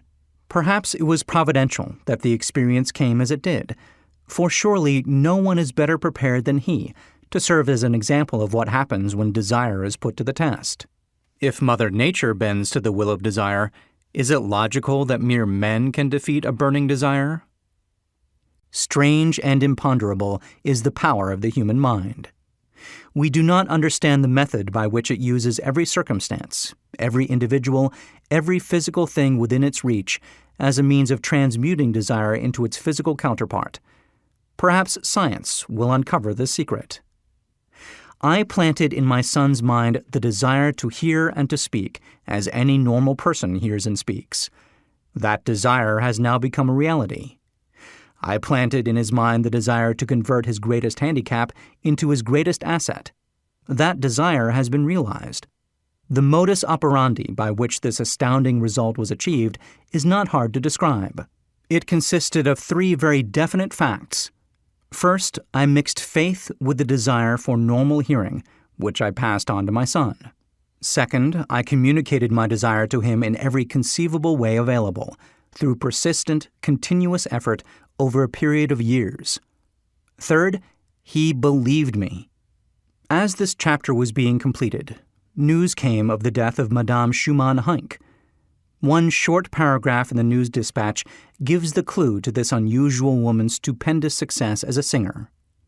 I quote the paragraph because the clue it contains is none other than desire. Early in her career, Madame Schumann-Heink visited the director of the Vienna Court Opera to have him test her voice. But he did not test it. After taking one look at the awkward and poorly dressed girl, he exclaimed none too gently, "With such a face, and with no personality at all, how can you ever expect to succeed in opera? My good child, give up the idea. Buy a sewing machine and go to work. You can never be a singer." Never is a long time. The director of the Vienna Court Opera knew much about the technique of singing. He knew little about the power of desire, when it assumes the proportion of an obsession. If he had known more of that power, he would not have made the mistake of condemning genius without giving it an opportunity. Several years ago, one of my business associates became ill. He became worse as time went on, and finally was taken to the hospital for an operation. Just before he was wheeled into the operating room, I took a look at him, and wondered how anyone as thin and emaciated as he could possibly go through a major operation successfully. The doctor warned me that there was little, if any, chance of my ever seeing him alive again. But that was the doctor's opinion. It was not the opinion of the patient. Just before he was wheeled away, he whispered feebly, "Do not be disturbed, Chief. I will be out of here in a few days." The attending nurse looked at me with pity. But the patient did come through safely. After it was all over, his physician said, nothing but his own desire to live saved him. He never would have pulled through if he had not refused to accept the possibility of death. I believe in the power of desire backed by faith because I have seen this power lift men from lowly beginnings to places of power and wealth. I have seen it rob the grave of its victims.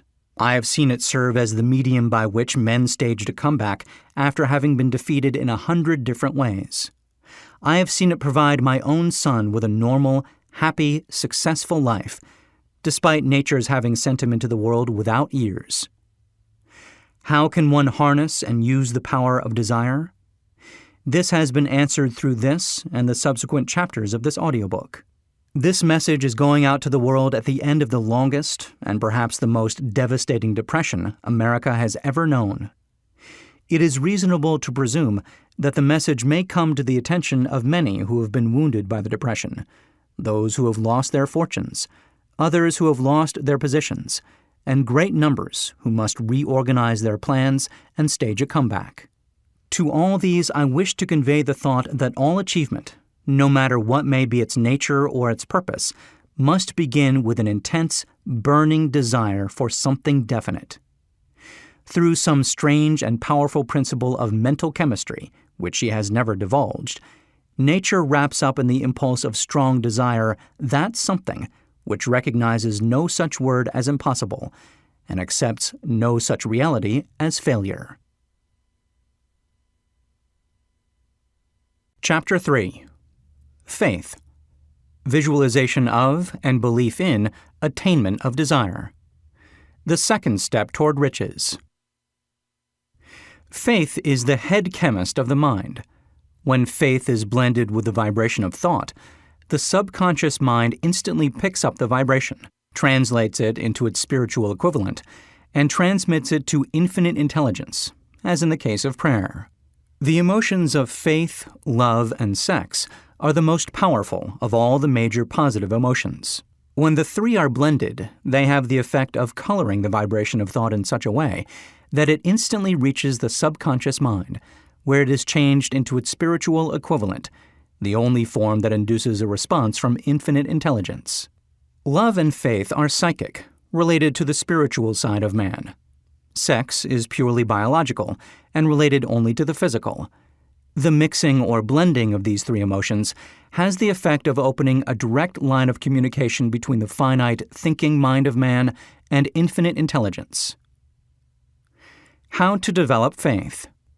There comes now a statement which will give a better understanding of the importance the principle of autosuggestion assumes in the transmutation of desire into its physical or monetary equivalent. Namely, faith is a state of mind which may be induced or created by affirmation or repeated instructions to the subconscious mind through the principle of autosuggestion. As an illustration, consider the purpose for which you are presumably listening to this audiobook. The object is, naturally, to acquire the ability to transmute the intangible thought impulse of desire into its physical counterpart, money. By following the instructions laid down in the chapters on autosuggestion and the subconscious mind, as summarized in the chapter on autosuggestion, you may convince the subconscious mind that you believe you will receive that for which you ask, and it will act upon that belief, which your subconscious mind passes back to you in the form of faith, followed by definite plans for procuring that which you desire. The method by which one develops faith, where it does not already exist, is extremely difficult to describe, almost as difficult, in fact, as it would be to describe the color of red to a blind man who has never seen color, and has nothing with which to compare what you describe to him. Faith is a state of mind which you may develop at will, after you have mastered the 13 principles, because it is a state of mind which develops voluntarily through application and use of these principles. Repetition of affirmation of orders to your subconscious mind is the only known method of voluntary development of the emotion of faith. Perhaps the meaning may be made clearer through the following explanation as to the way men sometimes become criminals. Stated in the words of a famous criminologist, "When men first come into contact with crime, they abhor it. If they remain in contact with crime for a time, they become accustomed to it and endure it. If they remain in contact with it long enough, they finally embrace it and become influenced by it." This is the equivalent of saying that any impulse of thought which is repeatedly passed on to the subconscious mind is finally accepted and acted upon by the subconscious mind, which proceeds to translate that impulse into its physical equivalent by the most practical procedure available. In connection with this, consider again the statement, "All thoughts which have been emotionalized, given feeling, and mixed with faith, begin immediately to translate themselves into their physical equivalent or counterpart." The emotions, or the feeling portion of thoughts, are the factors which give thoughts vitality, life, and action. The emotions of faith, love, and sex, when mixed with any thought impulse, give it greater action than any of these emotions can do singly. Not only thought impulses which have been mixed with faith, but those which have been mixed with any of the positive emotions, or any of the negative emotions, may reach and influence the subconscious mind. From this statement you will understand that the subconscious mind will translate into its physical equivalent a thought impulse of a negative or destructive nature, just as readily as it will act upon thought impulses of a positive or constructive nature. This accounts for the strange phenomenon which so many millions of people experience, referred to as misfortune or bad luck. There are millions of people who believe themselves doomed to poverty and failure because of some strange force over which they believe they have no control. They are the creators of their own misfortunes because of this negative belief, which is picked up by the subconscious mind and translated into its physical equivalent. This is an appropriate place at which to suggest again that you may benefit, by passing on to your subconscious mind, any desire which you wish translated into its physical or monetary equivalent in a state of expectancy or belief that the transmutation will actually take place. Your belief or faith is the element which determines the action of your subconscious mind. There is nothing to hinder you from deceiving your subconscious mind when giving it instructions through autosuggestion, as I deceived my son's subconscious mind. To make this deceit more realistic, conduct yourself just as you would if you were already in possession of the material thing which you are demanding when you call upon your subconscious mind. The subconscious mind will transmute into its physical equivalent, by the most direct and practical media available, any order which is given to it in a state of belief or faith that the order will be carried out. Surely enough has been stated to give a starting point, from which one may, through experiment and practice, acquire the ability to mix faith with any order given to the subconscious mind. Perfection will come through practice. It cannot come by merely reading instructions. If it be true that one may become a criminal by association with crime, and this is a known fact, it is equally true that one may develop faith by voluntarily suggesting to the subconscious mind that one has faith. The mind comes finally to take on the nature of the influences which dominate it. Understand this truth, and you will know why it is essential for you to encourage the positive emotions as dominating forces of your mind, and discourage and eliminate negative emotions. A mind dominated by positive emotions becomes a favorable abode for the state of mind known as faith. A mind so dominated may, at will, give the subconscious mind instructions, which it will accept and act upon immediately. Faith is a state of mind which may be induced by autosuggestion. All down the ages, the religionists have admonished struggling humanity to have faith in this, that, and the other dogma or creed, but they have failed to tell people how to have faith. They have not stated that faith is a state of mind, and that it may be induced by self-suggestion. In language which any normal human being can understand, we will describe all that is known about the principle through which faith may be developed, where it does not already exist. Have faith in yourself, faith in the infinite. Before we begin, you should be reminded again that faith is the eternal elixir which gives life, power, and action to the impulse of thought. The foregoing sentence is worth listening to a second time, and a third, and a fourth. It is worth saying aloud. Faith is the starting point of all accumulation of riches. Faith is the basis of all miracles, and all mysteries which cannot be analyzed by the rules of science. Faith is the only known antidote for failure. Faith is the element, the chemical, which, when mixed with prayer, gives one direct communication with infinite intelligence.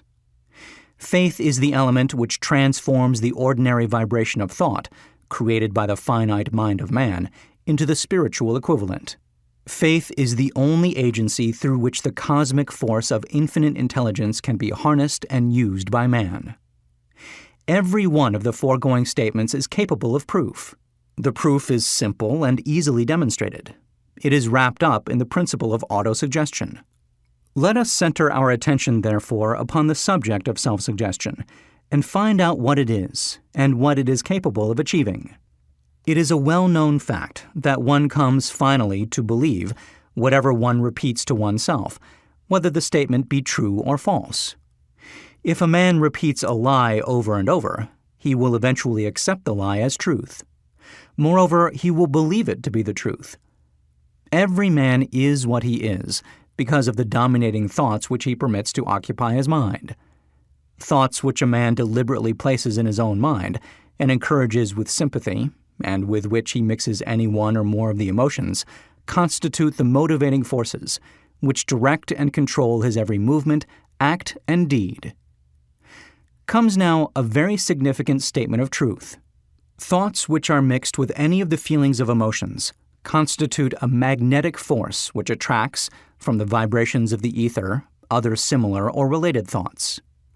A thought thus magnetized with emotion may be compared to a seed which, when planted in fertile soil, germinates, grows, and multiplies itself over and over again, until that which was originally one small seed becomes countless millions of seeds of the same brand.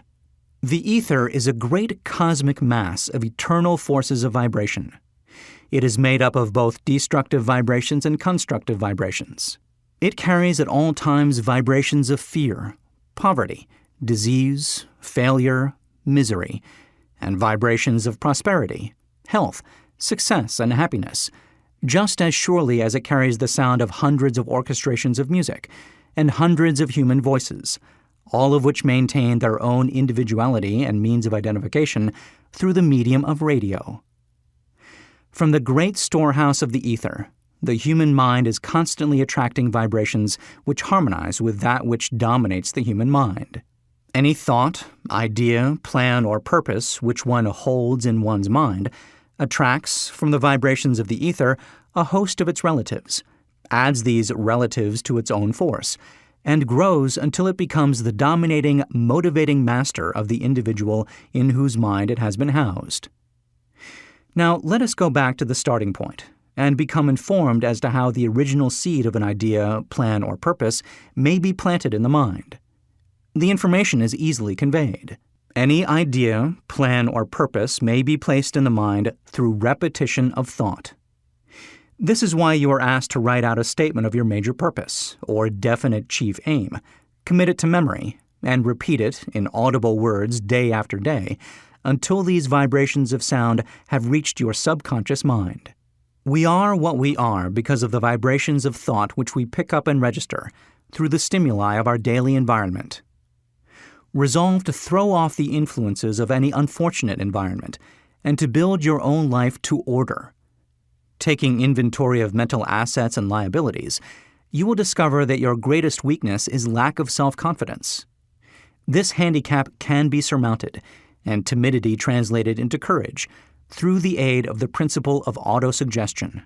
The application of this principle may be made through a simple arrangement of positive thought impulses stated in writing, memorized and repeated, until they become a part of the working equipment of the subconscious faculty of your mind. Self-confidence formula.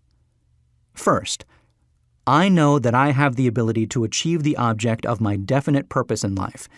Therefore, I demand of myself persistent, continuous action toward its attainment, and I here and now promise to render such action. Second, I realize the dominating thoughts of my mind will eventually reproduce themselves in outward physical action, and gradually transform themselves into physical reality. Therefore, I will concentrate my thoughts for 30 minutes daily upon the task of thinking of the person I intend to become, thereby creating in my mind a clear mental picture of that person. Third, I know through the principle of autosuggestion, any desire that I persistently hold in my mind will eventually seek expression through some practical means of attaining the object back of it. Therefore, I will devote 10 minutes daily to demanding of myself the development of self-confidence. Fourth, I have clearly written down a description of my definite chief aim in life, and I will never stop trying until I shall have developed sufficient self-confidence for its attainment. Fifth, I fully realize that no wealth or position can long endure unless built upon truth and justice. Therefore, I will engage in no transaction which does not benefit all whom it affects. I will succeed by attracting to myself the forces I wish to use and the cooperation of other people. I will induce others to serve me because of my willingness to serve others. I will eliminate hatred, envy, jealousy, selfishness, and cynicism by developing love for all humanity, because I know that a negative attitude toward others can never bring me success. I will cause others to believe in me, because I will believe in them and in myself. I will sign my name to this formula, commit it to memory, and repeat it aloud once a day with full faith that it will gradually influence my thoughts and actions so that I will become a self-reliant and successful person. Back of this formula is a law of nature which no man has yet been able to explain. It has baffled the scientists of all ages. The psychologists have named this law autosuggestion, and let it go at that. The name by which one calls this law is of little importance. The important fact about it is, it works for the glory and success of mankind if it is used constructively. On the other hand, if used destructively, it will destroy just as readily. In this statement may be found a very significant truth, namely that those who go down in defeat and end their lives in poverty, misery, and distress do so because of negative application of the principle of autosuggestion. The cause may be found in the fact that all impulses of thought have a tendency to clothe themselves in their physical equivalent. The subconscious mind, the chemical laboratory in which all thought impulses are combined and made ready for translation into physical reality, makes no distinction between constructive and destructive thought impulses. It works with the material we feed it, through our thought impulses. The subconscious mind will translate into reality a thought driven by fear, just as readily as it will translate into reality a thought driven by courage or faith. The pages of medical history are rich with illustrations of cases of suggestive suicide. A man may commit suicide through negative suggestion just as effectively as by any other means. In a Midwestern city, a man by the name of Joseph Grant, a bank official, borrowed a large sum of the bank's money, without the consent of the directors. He lost the money through gambling. One afternoon, the bank examiner came and began to check the accounts. Grant left the bank, took a room in a local hotel, and when they found him 3 days later, he was lying in bed, wailing and moaning, repeating over and over these words, "My God, this will kill me. I cannot stand the disgrace." In a short time, he was dead. The doctors pronounced the case one of mental suicide. Just as electricity will turn the wheels of industry and render useful service if used constructively, or snuff out life if wrongly used, so will the law of autosuggestion lead you to peace and prosperity, or down into the valley of misery, failure, and death, according to your degree of understanding and application of it. If you fill your mind with fear, doubt, and unbelief in your ability to connect with and use the forces of infinite intelligence, the law of autosuggestion will take this spirit of unbelief and use it as a pattern by which your subconscious mind will translate it into its physical equivalent. This statement is as true as the statement that 2 and 2 are 4. Like the wind which carries one ship east and another west, the law of autosuggestion will lift you up or pull you down, according to the way you set your sails of thought. The law of autosuggestion, through which any person may rise to altitudes of achievement which stagger the imagination, is well described in the following verse. If you think you are beaten, you are. If you think you dare not, you don't. If you like to win, but you think you can't, it is almost certain you won't. If you think you'll lose, you're lost. For out of the world we find, success begins with the fellow's will. It's all in the state of mind. If you think you are outclassed, you are. You've got to think high to rise. You've got to be sure of yourself before you can ever win a prize. Life's battles don't always go to the stronger or faster man, but soon or late the man who wins is the man who thinks he can. Listen to the words which have been emphasized, and you will catch the deep meaning which the poet had in mind. Somewhere in your makeup, perhaps in the cells of your brain, there lies sleeping the seed of achievement, which, if aroused and put into action, would carry you to heights such as you may never have hoped to attain. Just as a master musician may cause the most beautiful strains of music to pour forth from the strings of a violin, so may you arouse the genius which lies asleep in your brain, and cause it to drive you upward to whatever goal you may wish to achieve. Abraham Lincoln was a failure at everything he tried, until he was well past the age of 40. He was a Mr. Nobody from nowhere, until a great experience came into his life, aroused the sleeping genius within his heart and brain, and gave the world one of its really great men. That experience was mixed with the emotions of sorrow and love. It came to him through Anne Rutledge, the only woman whom he ever truly loved. It is a known fact that the emotion of love is closely akin to the state of mind known as faith, and this for the reason that love comes very near to translating one's thought impulses into their spiritual equivalent. During his work of research, the author discovered, from the analysis of the life work and achievements of hundreds of men of outstanding accomplishment, that there was the influence of a woman's love back of nearly every one of them. The emotion of love in the human heart and brain creates a favorable field of magnetic attraction, which causes an influx of the higher and finer vibrations which are afloat in the ether. If you wish evidence of the power of faith, study the achievements of men and women who have employed it. At the head of the list comes the Nazarene. Christianity is the greatest single force which influences the minds of men. The basis of Christianity is faith, no matter how many people may have perverted or misinterpreted the meaning of this great force, and no matter how many dogmas and creeds have been created in its name, which do not reflect its tenets. The sum and substance of the teachings and the achievements of Christ, which may have been interpreted as miracles, were nothing more nor less than faith. If there are any such phenomena as miracles, they are produced only through the state of mind known as faith. Some teachers of religion, and many who call themselves Christians, neither understand nor practice faith.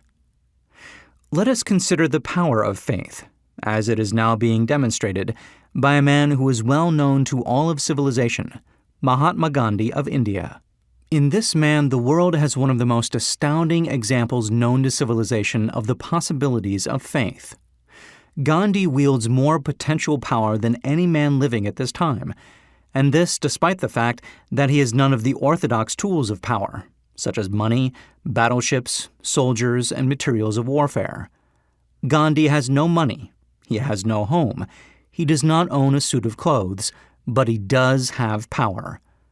How does he come by that power? He created it out of his understanding of the principle of faith, and through his ability to transplant that faith into the minds of 200 million people. Gandhi has accomplished, through the influence of faith, that which the strongest military power on earth could not and never will accomplish through soldiers and military equipment. He has accomplished the astounding feat of influencing 200 million minds to coalesce and move in unison, as a single mind. What other force on earth, except faith, could do as much? There will come a day when employees as well as employers will discover the possibilities of faith. That day is dawning. The whole world has had ample opportunity during the recent business depression to witness what the lack of faith will do to business. Surely civilization has produced a sufficient number of intelligent human beings to make use of this great lesson which the depression has taught the world. During this depression, the world had evidence in abundance that widespread fear will paralyze the wheels of industry and business. Out of this experience will arise leaders in business and industry who will profit by the example which Gandhi has set for the world, and they will apply to business the same tactics which he has used in building the greatest following known in the history of the world. These leaders will come from the rank and file of the unknown men, who now labor in the steel plants, the coal mines, the automobile factories, and in the small towns and cities of America. Business is due for a reform. Make no mistake about this. The methods of the past, based upon economic combinations of force and fear, will be supplanted by the better principles of faith and cooperation. Men who labor will receive more than daily wages. They will receive dividends from the business, the same as those who supply the capital for business. But first they must give more to their employers, and stop this bickering and bargaining by force, at the expense of the public. They must earn the right to dividends. Moreover, and this is the most important thing of all, they will be led by leaders who will understand and apply the principles employed by Mahatma Gandhi. Only in this way may leaders get from their followers the spirit of full cooperation, which constitutes power in its highest and most enduring form. This stupendous machine age in which we live, and from which we are just emerging, has taken the soul out of men. Its leaders have driven men as though they were pieces of cold machinery. They were forced to do so by the employees who have bargained, at the expense of all concerned, to get and not to give. The watchword of the future will be human happiness and contentment, and when this state of mind shall have been attained, the production will take care of itself, more effectively than anything that has ever been accomplished where men did not and could not mix faith and individual interest with their labor. Because of the need for faith and cooperation in operating business and industry, it will be both interesting and profitable to analyze an event which provides an excellent understanding of the method by which industrialists and businessmen accumulate great fortunes, by giving before they try to get. The event chosen for this illustration dates back to 1900, when the United States Steel Corporation was being formed. As you listen to the story, keep in mind these fundamental facts, and you will understand how ideas have been converted into huge fortunes. First, the huge United States Steel Corporation was born in the mind of Charles M. Schwab in the form of an idea he created through his imagination. Second, he mixed faith with his idea. Third, he formulated a plan for the transformation of his idea into physical and financial reality. Fourth, he put his plan into action with his famous speech at the University Club. Fifth, he applied and followed through on his plan with persistence and backed it with firm decision until it had been fully carried out. Sixth, he prepared the way for success by a burning desire for success. If you are one of those who have often wondered how great fortunes are accumulated, this story of the creation of the United States Steel Corporation will be enlightening. If you have any doubt that men can think and grow rich, this story should dispel that doubt, because you can plainly see in the story of the United States Steel the application of a major portion of the 13 principles described in this audiobook. This astounding description of the power of an idea was dramatically told by John Lowell in the New York World Telegram, with whose courtesy it is here reprinted. A pretty after-dinner speech for $1 billion. When, on the evening of December 12, 1900, some 80 of the nation's financial nobility gathered in the banquet hall of the University Club on Fifth Avenue to do honor to a young man from out of the West, not half a dozen of the guests realized they were to witness the most significant episode in American industrial history. J. Edward Simmons and Charles Stewart Smith, their hearts full of gratitude for the lavish hospitality bestowed on them by Charles M. Schwab during a recent visit to Pittsburgh, had arranged the dinner to introduce the 38-year-old steelman to Eastern banking society. But they didn't expect him to stampede the convention. They warned him, in fact, that the bosoms within New York's stuffed shirts would not be responsive to oratory, and that if he didn't want to bore the Steelmans and Harrimans and Vanderbilts, he had better limit himself to 15 or 20 minutes of polite vaporings and let it go at that. Even John Pierpont Morgan, sitting on the right hand of Schwab as became his imperial dignity, intended to grace the banquet table with his presence only briefly. And so far as the press and public were concerned, the whole affair was of so little moment that no mention of it found its way into print the next day. So the two hosts and their distinguished guests ate their way through the usual 7 or 8 courses. There was little conversation, and what there was of it was restrained. Few of the bankers and brokers had met Schwab, whose career had flowered along the banks of the Monongahela, and none knew him well. But before the evening was over, they, and with them Money Master Morgan, were to be swept off their feet, and $1 billion baby, the United States Steel Corporation, was to be conceived. It is perhaps unfortunate, for the sake of history, that no record of Charlie Schwab's speech at the dinner ever was made. He repeated some parts of it at a later date during a similar meeting of Chicago bankers. And still later, when the government brought suit to dissolve the Steel Trust, he gave his own version, from the witness stand, of the remarks that stimulated Morgan into a frenzy of financial activity. It is probable, however, that it was a homely speech, somewhat ungrammatical, for the niceties of language never bothered Schwab, full of epigram and threaded with wit. But aside from that, it had a galvanic force and effect upon the $5 billion of estimated capital that was represented by the diners. After it was over, and the gathering was still under its spell, although Schwab had talked for 90 minutes, Morgan led the orator to a recessed window, where, dangling their legs from the high, uncomfortable seat, they talked for an hour more. The magic of the Schwab personality had been turned on full force, but what was more important and lasting was the full-fledged, clear-cut program he laid down for the aggrandizement of steel. Many other men had tried to interest Morgan in slapping together a steel trust after the pattern of the biscuit, wire and hoop, sugar, rubber, whiskey, oil, or chewing gum combinations. John W. Gates, the gambler, had urged it, but Morgan distrusted him. The Moore boys, Bill and Jim, Chicago's stock jobbers who had glued together a match trust and a cracker corporation, had urged it and failed. Albert H. Gary, the sanctimonious country lawyer, wanted to foster it, but he wasn't big enough to be impressive. Until Schwab's eloquence took J.P. Morgan to the heights from which he could visualize the solid results of the most daring financial undertaking ever conceived, the project was regarded as a delirious dream of easy money crackpots.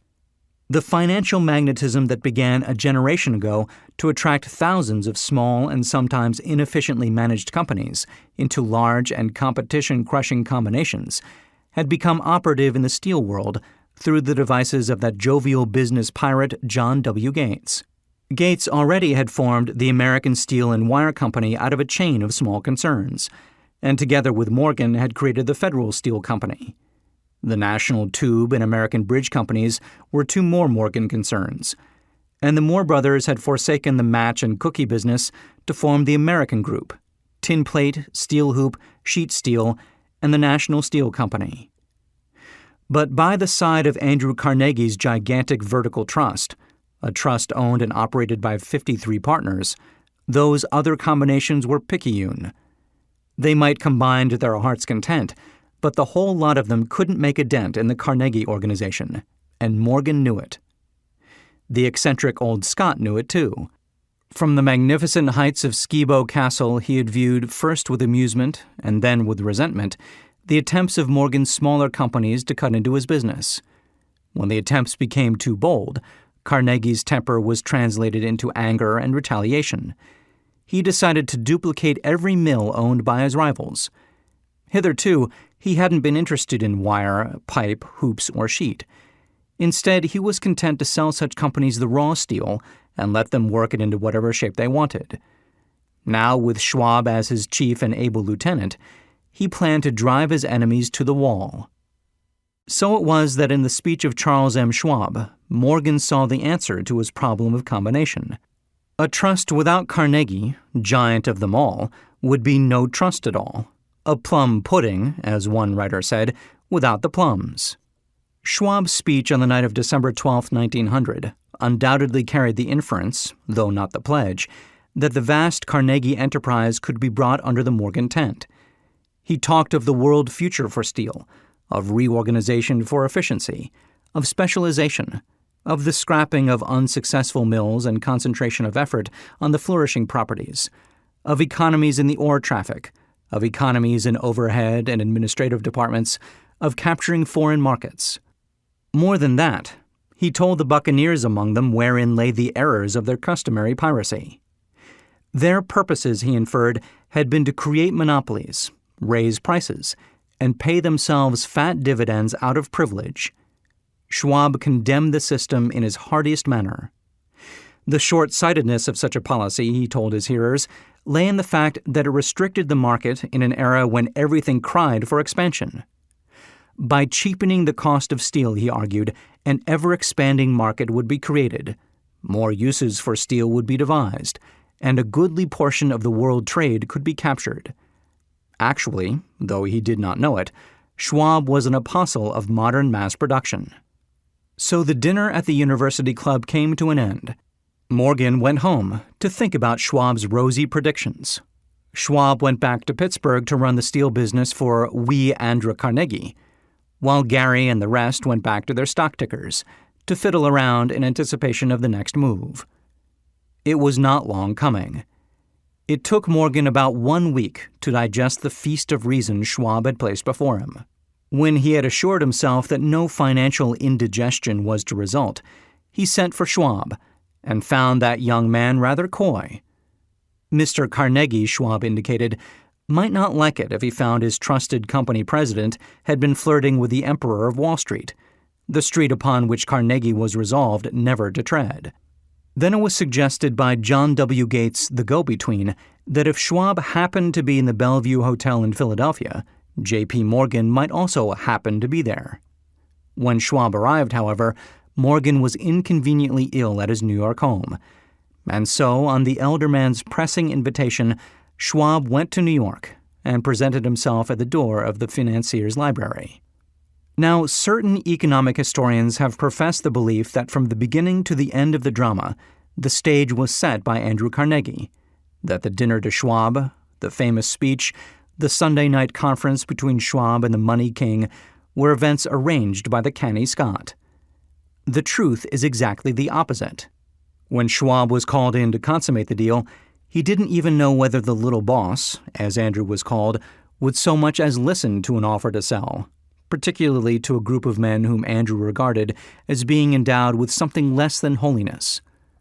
But Schwab did take into the conference with him, in his own handwriting, 6 sheets of copperplate figures, representing to his mind the physical worth and the potential earning capacity of every steel company he regarded as an essential star in the new metal firmament. 4 men pondered over these figures all night.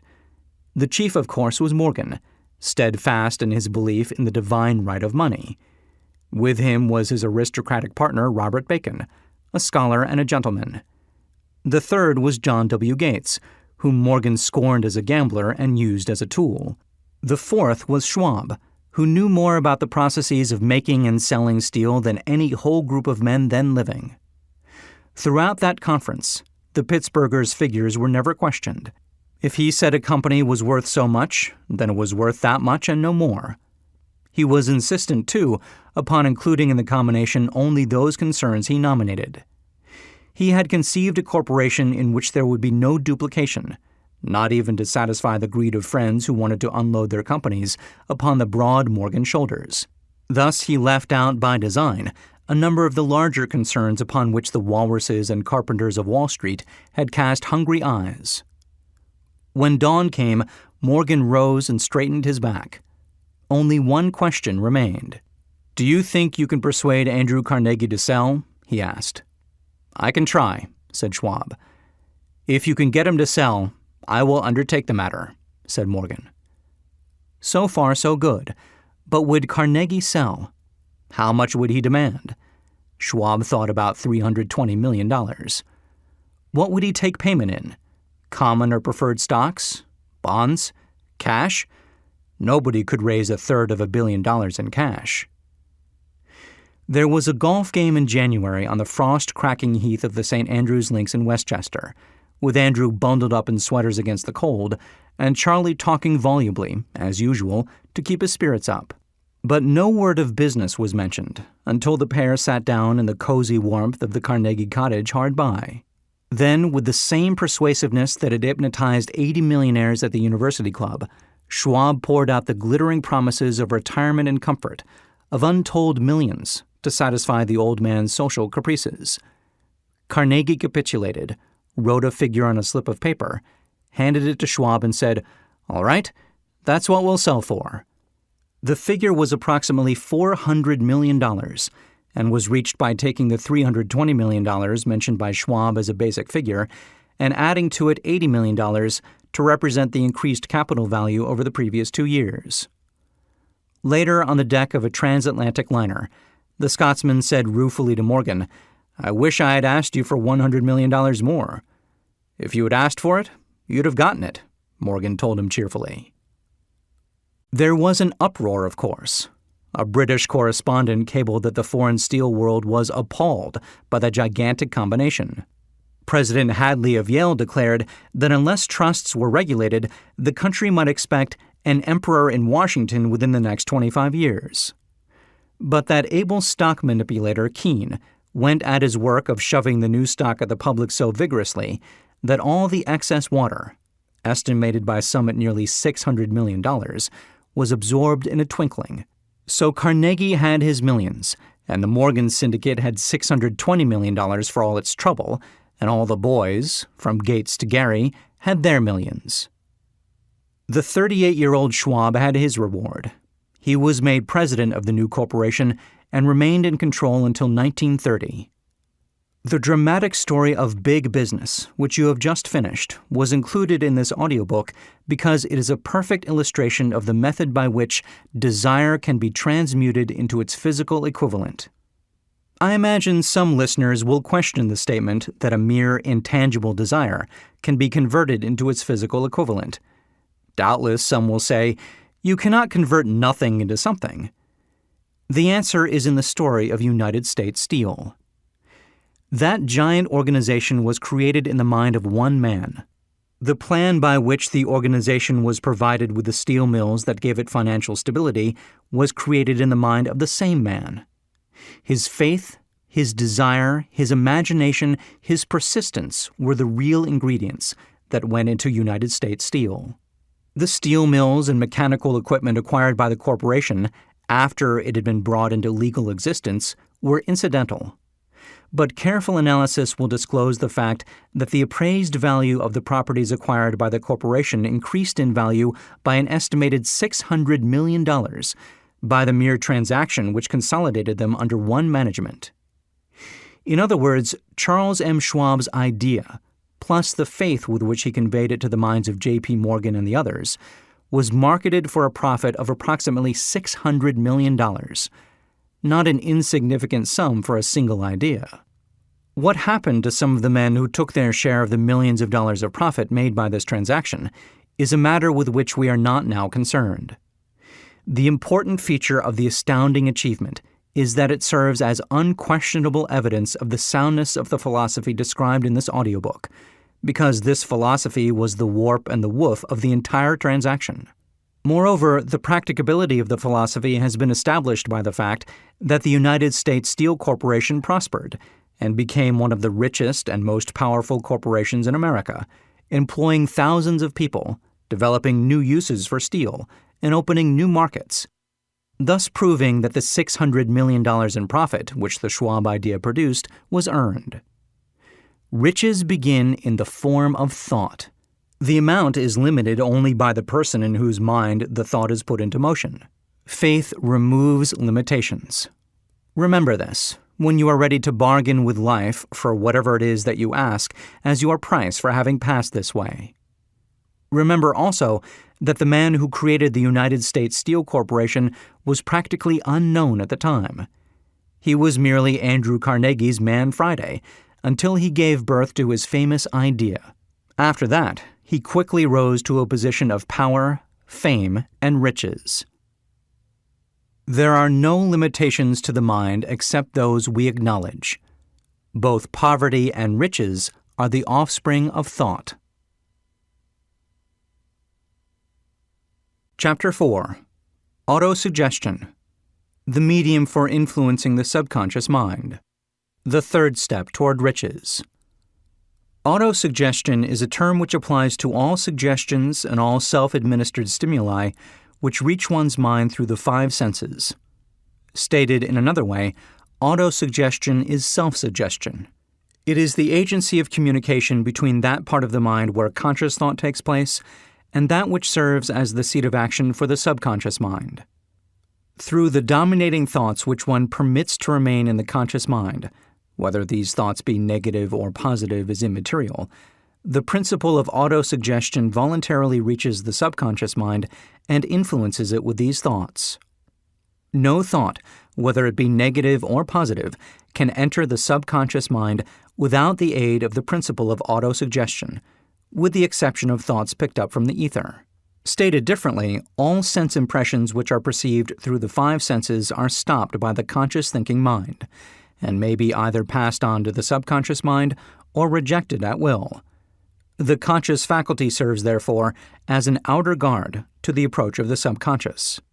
Nature has so built man that he has absolute control over the material which reaches his subconscious mind through his five senses, although this is not meant to be construed as a statement that man always exercises this control.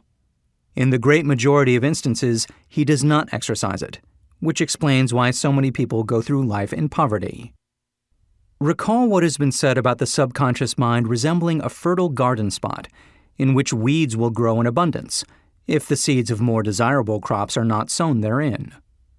Autosuggestion is the agency of control through which an individual may voluntarily feed his subconscious mind on thoughts of a creative nature, or by neglect, permit thoughts of a destructive nature to find their way into this rich garden of the mind. You were instructed, in the last of the 6 steps described in the chapter on desire, to read aloud twice daily the written statement of your desire for money, and to see and feel yourself already in possession of the money. By following these instructions, you communicate the object of your desire directly to your subconscious mind in a spirit of absolute faith. Through repetition of this procedure, you voluntarily create thought habits which are favorable to your efforts to transmute desire into its monetary equivalent. Go back to these 6 steps described in Chapter 2 and listen to them again very carefully before you proceed further. Then, when you come to it, Listen very carefully to the 4 instructions for the organization of your mastermind group, described in the chapter on organized planning. By comparing these 2 sets of instructions with that which has been stated on autosuggestion, you of course will see that the instructions involve the application of the principle of autosuggestion. Remember, therefore, when reading aloud the statement of your desire, through which you are endeavoring to develop a money consciousness, that the mere reading of the words is of no consequence unless you mix emotion or feeling with your words. If you repeat 1,000,000 times the famous Émile Coué formula, day by day, in every way, I am getting better and better, without mixing emotion and faith with your words, you will experience no desirable results. Your subconscious mind recognizes and acts upon only thoughts which have been well mixed with emotion or feeling. This is a fact of such importance as to warrant repetition in practically every chapter, because the lack of understanding of this is the main reason the majority of people who try to apply the principle of autosuggestion get no desirable results. Plain, unemotional words do not influence the subconscious mind. You will get no appreciable results until you learn to reach your subconscious mind with thoughts or spoken words which have been well emotionalized with belief. Do not become discouraged if you cannot control and direct your emotions the first time you try to do so. Remember, there is no such possibility as something for nothing. Ability to reach and influence your subconscious mind has its price, and you must pay that price. You cannot cheat, even if you desire to do so. The price of ability to influence your subconscious mind is everlasting persistence in applying the principles described here. You cannot develop the desired ability for a lower price. You and you alone must decide whether or not the reward for which you are striving, the money consciousness, is worth the price you must pay for it in effort. Wisdom and cleverness alone will not attract and retain money except in a few very rare instances, where the law of averages favors the attraction of money through these sources. The method of attracting money described here does not depend upon the law of averages. Moreover, the method plays no favorites. It will work for one person as effectively as it will for another. Where failure is experienced, it is the individual, not the method, which has failed. If you try and fail, make another effort, and still another, until you succeed. Your ability to use the principle of autosuggestion will depend very largely upon your capacity to concentrate upon a given desire until that desire becomes a burning obsession. When you begin to carry out the instructions in connection with the 6 steps described in the 2nd chapter, it will be necessary for you to make use of the principle of concentration. Let us here offer suggestions for the effective use of concentration. When you begin to carry out the first of the 6 steps, which instructs you to fix in your own mind the exact amount of money you desire, hold your thoughts on that amount of money by concentration or fixation of attention with your eyes closed until you can actually see the physical appearance of the money. Do this at least once each day. As you go through these exercises, follow the instructions given in the chapter on faith and see yourself actually in possession of the money. Here is a most significant fact. The subconscious mind takes any orders given it in a spirit of absolute faith and acts upon those orders, although the orders often have to be presented over and over again through repetition before they are interpreted by the subconscious mind. Following the preceding statement, consider the possibility of playing a perfectly legitimate trick on your subconscious mind by making it believe, because you believe it, that you must have the amount of money you are visualizing, that this money is already awaiting your claim, that the subconscious mind must hand over to you practical plans for acquiring the money which is yours. Hand over the thought suggested in the preceding paragraph to your imagination, and see what your imagination can or will do to create practical plans for the accumulation of money through transmutation of your desire. Do not wait for a definite plan, through which you intend to exchange services or merchandise in return for the money you are visualizing, but begin at once to see yourself in possession of the money, demanding and expecting, meanwhile, that your subconscious mind will hand over the plan or plans you need. Be on the alert for these plans, and when they appear, put them into action immediately. When the plans appear, they will probably flash into your mind through the sixth sense, in the form of an inspiration. This inspiration may be considered a direct telegram or message from infinite intelligence. Treat it with respect, and act upon it as soon as you receive it. Failure to do this will be fatal to your success. In the fourth of the 6 steps, you are instructed to create a definite plan for carrying out your desire, and begin at once to put this plan into action. You should follow this instruction in the manner described in the preceding paragraph. Do not trust to your reason when creating your plan for accumulating money through the transmutation of desire. Your reason is faulty. Moreover, your reasoning faculty may be lazy, and if you depend entirely upon it to serve you, it may disappoint you. When visualizing the money you intend to accumulate with closed eyes, see yourself rendering the service or delivering the merchandise you intend to give in return for this money. This is important. Summary of instructions. The fact that you are listening to this audiobook is an indication that you earnestly seek knowledge. It is also an indication that you are a student of this subject. If you are only a student, there is a chance that you may learn much that you did not know, but you will learn only by assuming an attitude of humility. If you choose to follow some of the instructions, but neglect or refuse to follow others, you will fail. To get satisfactory results, you must follow all instructions in a spirit of faith. The instructions given in connection with the 6 steps in the 2nd chapter will now be summarized and blended with the principles covered by this chapter as follows. First, go into some quiet spot, preferably in bed at night, where you will not be disturbed or interrupted. Close your eyes and repeat aloud, so you may hear your own words, the written statement of the amount of money you intend to accumulate, the time limit for its accumulation, and a description of the service or merchandise you intend to give in return for the money. As you carry out these instructions, see yourself already in possession of the money.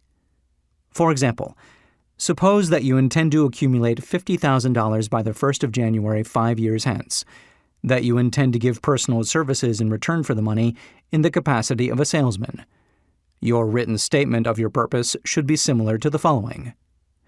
By the 1st day of January 19 blank, I will have in my possession $50,000, which will come to me in various amounts from time to time during the interim. In return for this money, I will give the most efficient service of which I am capable, rendering the fullest possible quantity and the best possible quality of service in the capacity of salesman of, describe the service or merchandise you intend to sell. I believe that I will have this money in my possession. My faith is so strong that I can now see this money before my eyes. I can touch it with my hands. It is now awaiting transfer to me at the time, and in the proportion that I deliver the service I intend to render in return for it. I am awaiting a plan by which to accumulate this money, and I will follow that plan when it is received. Second, repeat this program night and morning until you can see, in your imagination, the money you intend to accumulate. Third, place a written copy of your statement where you can see it night and morning, and read it just before retiring and upon arising until it has been memorized. Remember as you carry out these instructions that you are applying the principle of autosuggestion for the purpose of giving orders to your subconscious mind. Remember also that your subconscious mind will act only upon instructions which are emotionalized and handed over to it with feeling. Faith is the strongest and most productive of the emotions. Follow the instructions given in the chapter on faith. These instructions may at first seem abstract. Do not let this disturb you. Follow the instructions, no matter how abstract or impractical they may at first appear to be. The time will soon come, if you do as you have been instructed, in spirit as well as in act, when a whole new universe of power will unfold to you. Skepticism in connection with all new ideas is characteristic of all human beings.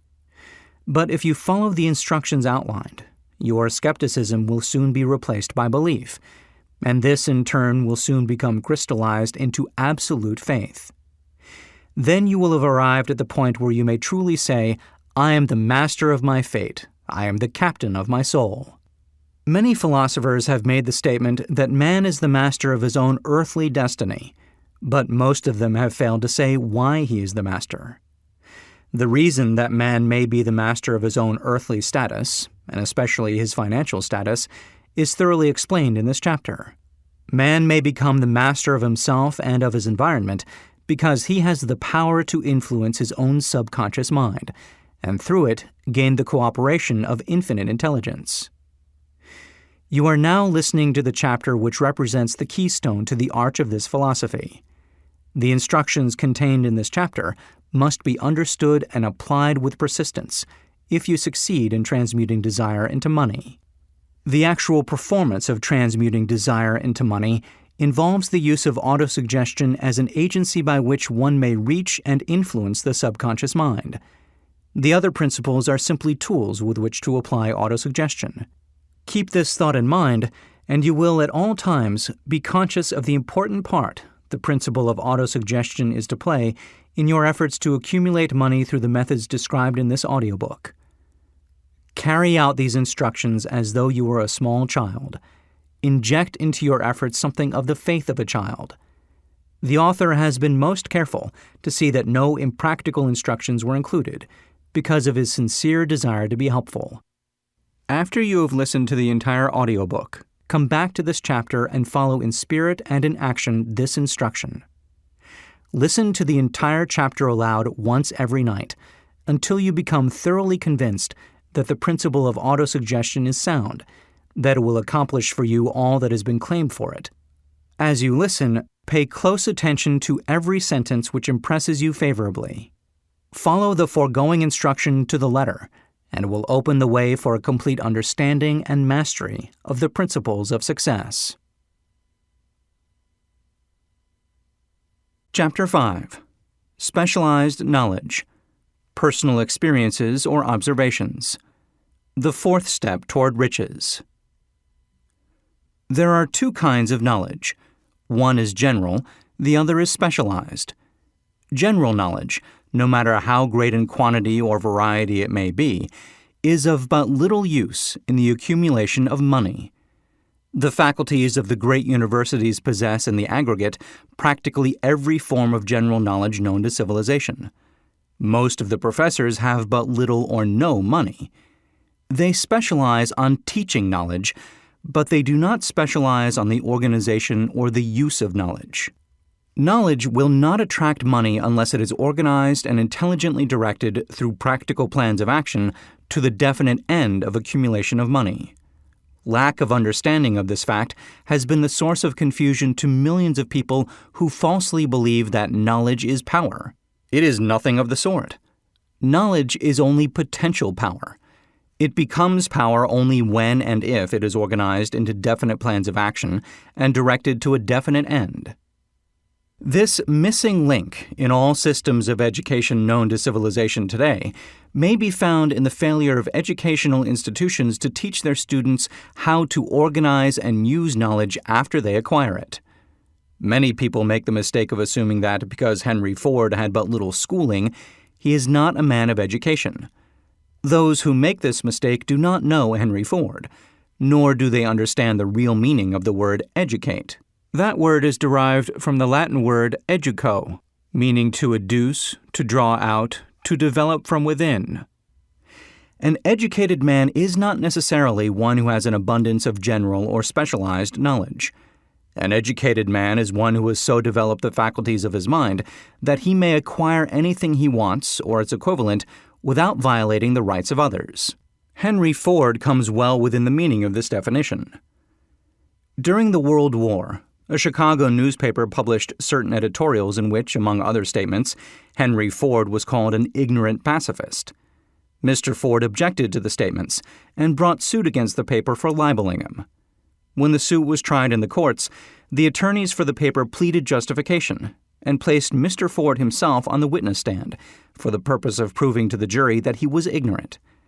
The attorneys asked Mr. Ford a great variety of questions, all of them intended to prove by his own evidence that while he might possess considerable specialized knowledge pertaining to the manufacture of automobiles, he was, in the main, ignorant.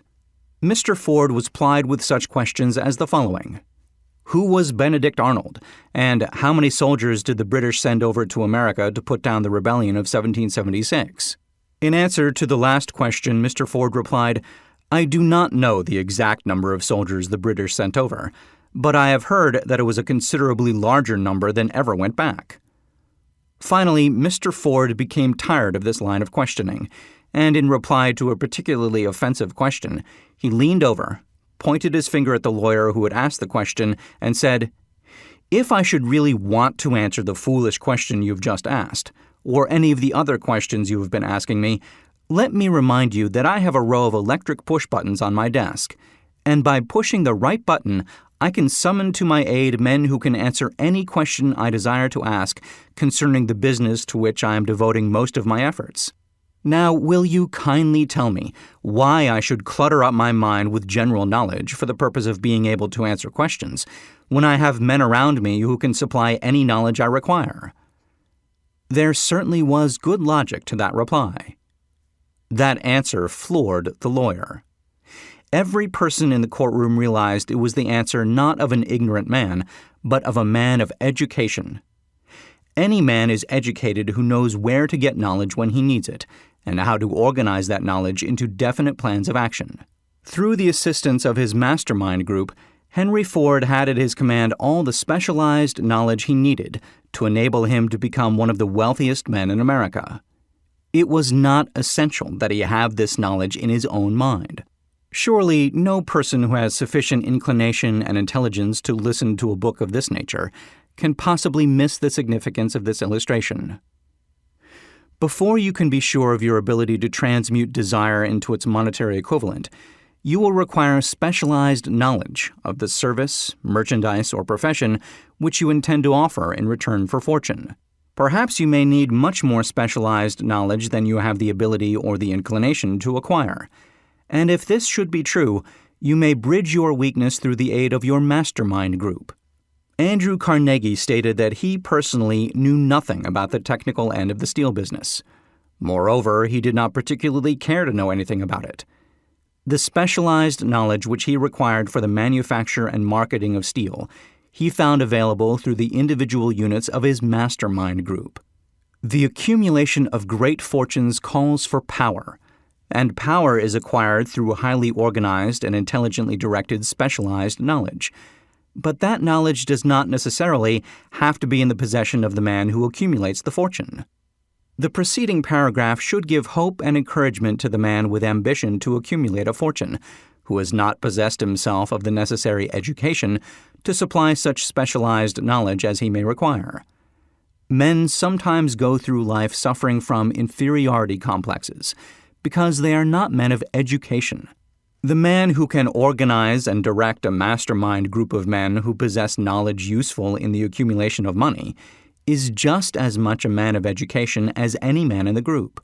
Remember this if you suffer from a feeling of inferiority because your schooling has been limited. Thomas A. Edison had only 3 months of schooling during his entire life. He did not lack education, neither did he die poor. Henry Ford had less than a 6th grade schooling, but he has managed to do pretty well by himself financially. Specialized knowledge is among the most plentiful and the cheapest forms of service which may be had. If you doubt this, consult the payroll of any university. It pays to know how to purchase knowledge. First of all, decide the sort of specialized knowledge you require and the purpose for which it is needed. To a large extent, your major purpose in life, the goal toward which you are working, will help determine what knowledge you need. With this question settled, your next move requires that you have accurate information concerning dependable sources of knowledge. The more important of these are A. One's own experience in education, B. Experience in education available through cooperation of others, mastermind alliance, C. Colleges and universities, D. Public libraries, through books and periodicals in which may be found all the knowledge organized by civilization, E. Special training courses, through night schools and home study schools in particular. As knowledge is acquired, it must be organized and put into use for a definite purpose through practical plans. Knowledge has no value except that which can be gained from its application toward some worthy end. This is one reason why college degrees are not valued more highly. They represent nothing but miscellaneous knowledge. If you contemplate taking additional schooling, first determine the purpose for which you want the knowledge you are seeking. Then learn where this particular sort of knowledge can be obtained from reliable sources.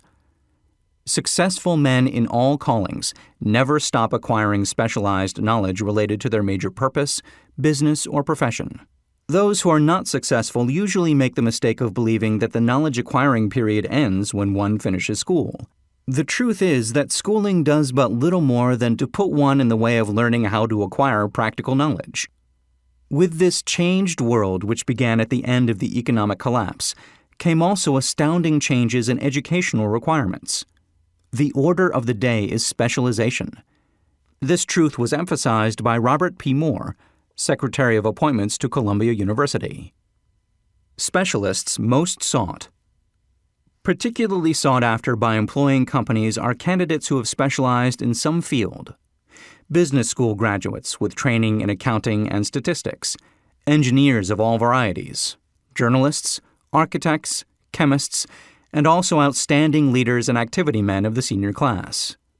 The man who has been active on the campus, whose personality is such that he gets along with all kinds of people, and who has done an adequate job with his studies, has a most decided edge over the strictly academic student.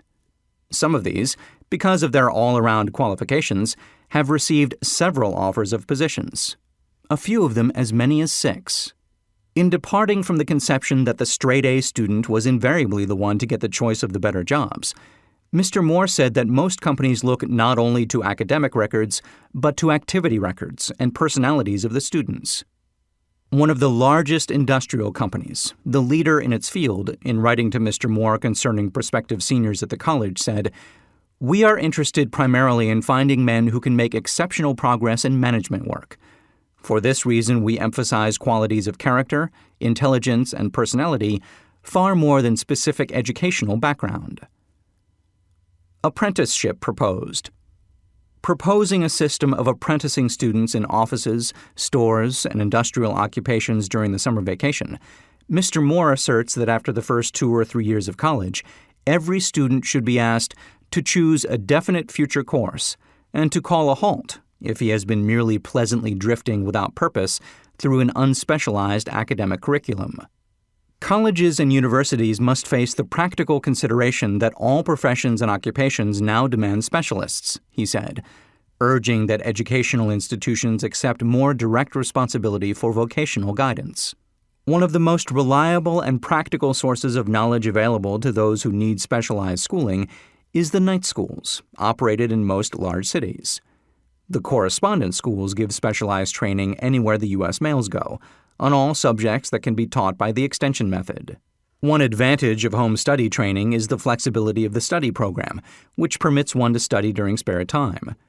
Another stupendous advantage of home study training, if the school is carefully chosen, is the fact that most courses offered by home study schools carry with them generous privileges of consultation, which can be of priceless value to those needing specialized knowledge. No matter where you live, you can share the benefits. Anything acquired without effort and without cost is generally unappreciated, often discredited. Perhaps this is why we get so little from our marvelous opportunity in public schools. The self-discipline one receives from a definite program of specialized study makes up to some extent for the wasted opportunity when knowledge was available without cost. Correspondence schools are highly organized business institutions.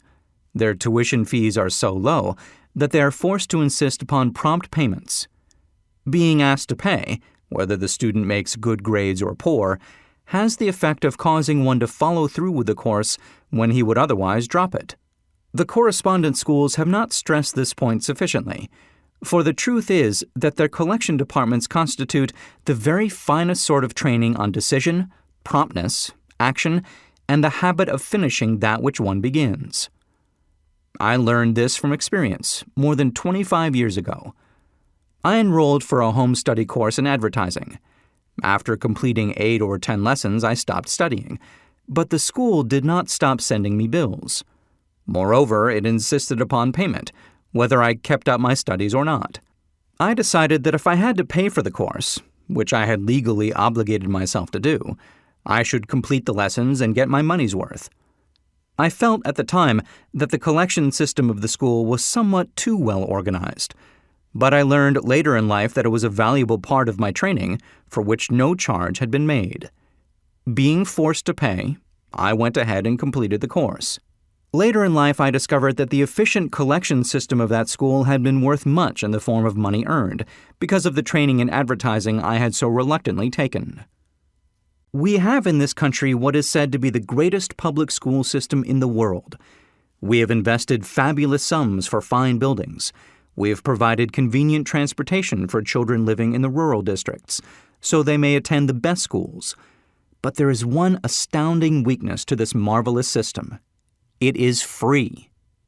One of the strange things about human beings is that they value only that which has a price.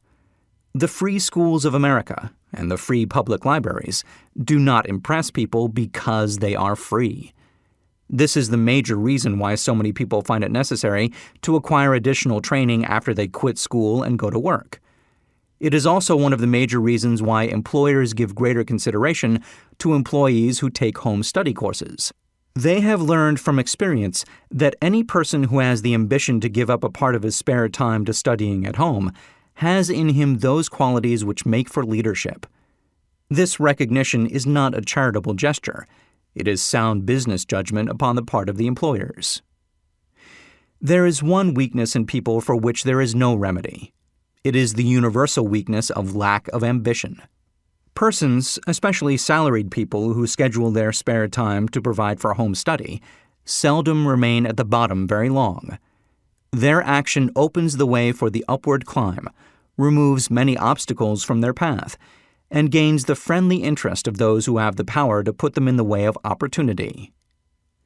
The home study method of training is especially suited to the needs of employed people who find after leaving school that they must acquire additional specialized knowledge, but cannot spare the time to go back to school. The changed economic conditions prevailing since the Depression have made it necessary for thousands of people to find additional or new sources of income. For the majority of these, the solution to their problem may be found only by acquiring specialized knowledge. Many will be forced to change their occupations entirely. When a merchant finds that a certain line of merchandise is not selling, he usually supplants it with another that is in demand. The person whose business is that of marketing personal services must also be an efficient merchant. If his services do not bring adequate returns in one occupation, he must change to another, where broader opportunities are available. Stuart Austin Weir prepared himself as a construction engineer and followed this line of work until the Depression limited his market to where it did not give him the income he required. He took inventory of himself, decided to change his profession to law, went back to school, and took special courses by which he prepared himself as a corporation lawyer. Despite the fact the Depression had not ended, he completed his training, passed the bar examination, and quickly built a lucrative law practice in Dallas, Texas. In fact, he is turning away clients. Just to keep the record straight, and to anticipate the alibis of those who will say, "I couldn't go to school because I have a family to support," or "I'm too old," I will add the information that Mr. Weir was past 40 and married when he went back to school. Moreover, by carefully selecting highly specialized courses in colleges best prepared to teach the subjects chosen, Mr. Weir completed in 2 years the work for which the majority of law students require 4 years. It pays to know how to purchase knowledge. The person who stops studying merely because he has finished school is forever hopelessly doomed to mediocrity, no matter what may be his calling. The way of success is the way of continuous pursuit of knowledge. Let us consider a specific instance. During the Depression, a salesman in a grocery store found himself without a position. Having had some bookkeeping experience, he took a special course in accounting, familiarized himself with all the latest bookkeeping and office equipment, and went into business for himself. Starting with the grocer for whom he had formerly worked, he made contracts with more than 100 small merchants to keep their books, at a very nominal monthly fee.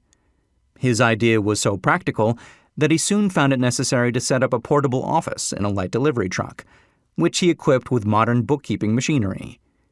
He now has a fleet of these bookkeeping offices on wheels and employs a large staff of assistants, thus providing small merchants with accounting service equal to the best that money can buy at very nominal cost. Specialized knowledge plus imagination were the ingredients that went into this unique and successful business. Last year, the owner of that business paid an income tax of almost 10 times as much as was paid by the merchant for whom he worked when the Depression forced upon him a temporary adversity which proved to be a blessing in disguise. The beginning of this successful business was an idea. Inasmuch as I had the privilege of supplying the unemployed salesman with that idea, I now assume the further privilege of suggesting another idea, which has within it the possibility of even greater income. Also the possibility of rendering useful service to thousands of people who badly need that service. The idea was suggested by the salesman who gave up selling and went into the business of keeping books on a wholesale basis. When the plan was suggested as a solution to his unemployment problem, he quickly exclaimed, "I like the idea, but I would not know how to turn it into cash." In other words, he complained he would not know how to market his bookkeeping knowledge after he acquired it. So that brought up another problem which had to be solved. With the aid of a young woman typist, clever at hand lettering and who could put the story together, a very attractive book was prepared, describing the advantages of the new system of bookkeeping. The pages were neatly typed and pasted in an ordinary scrapbook, which was used as a silent salesman, with which the story of this new business was so effectively told that its owner soon had more accounts than he could handle. There are thousands of people all over the country who need the services of a merchandising specialist, capable of preparing an attractive brief for use in marketing personal services. The aggregate annual income from such a service might easily exceed that received by the largest employment agency, and the benefits of the service might be made far greater to the purchaser than any to be obtained from an employment agency. The idea here described was born of necessity, to bridge an emergency which had to be covered, but it did not stop by merely serving one person. The woman who created the idea has a keen imagination. She saw in her newly born brainchild the making of a new profession, one that is destined to render valuable service to thousands of people who need practical guidance in marketing personal services.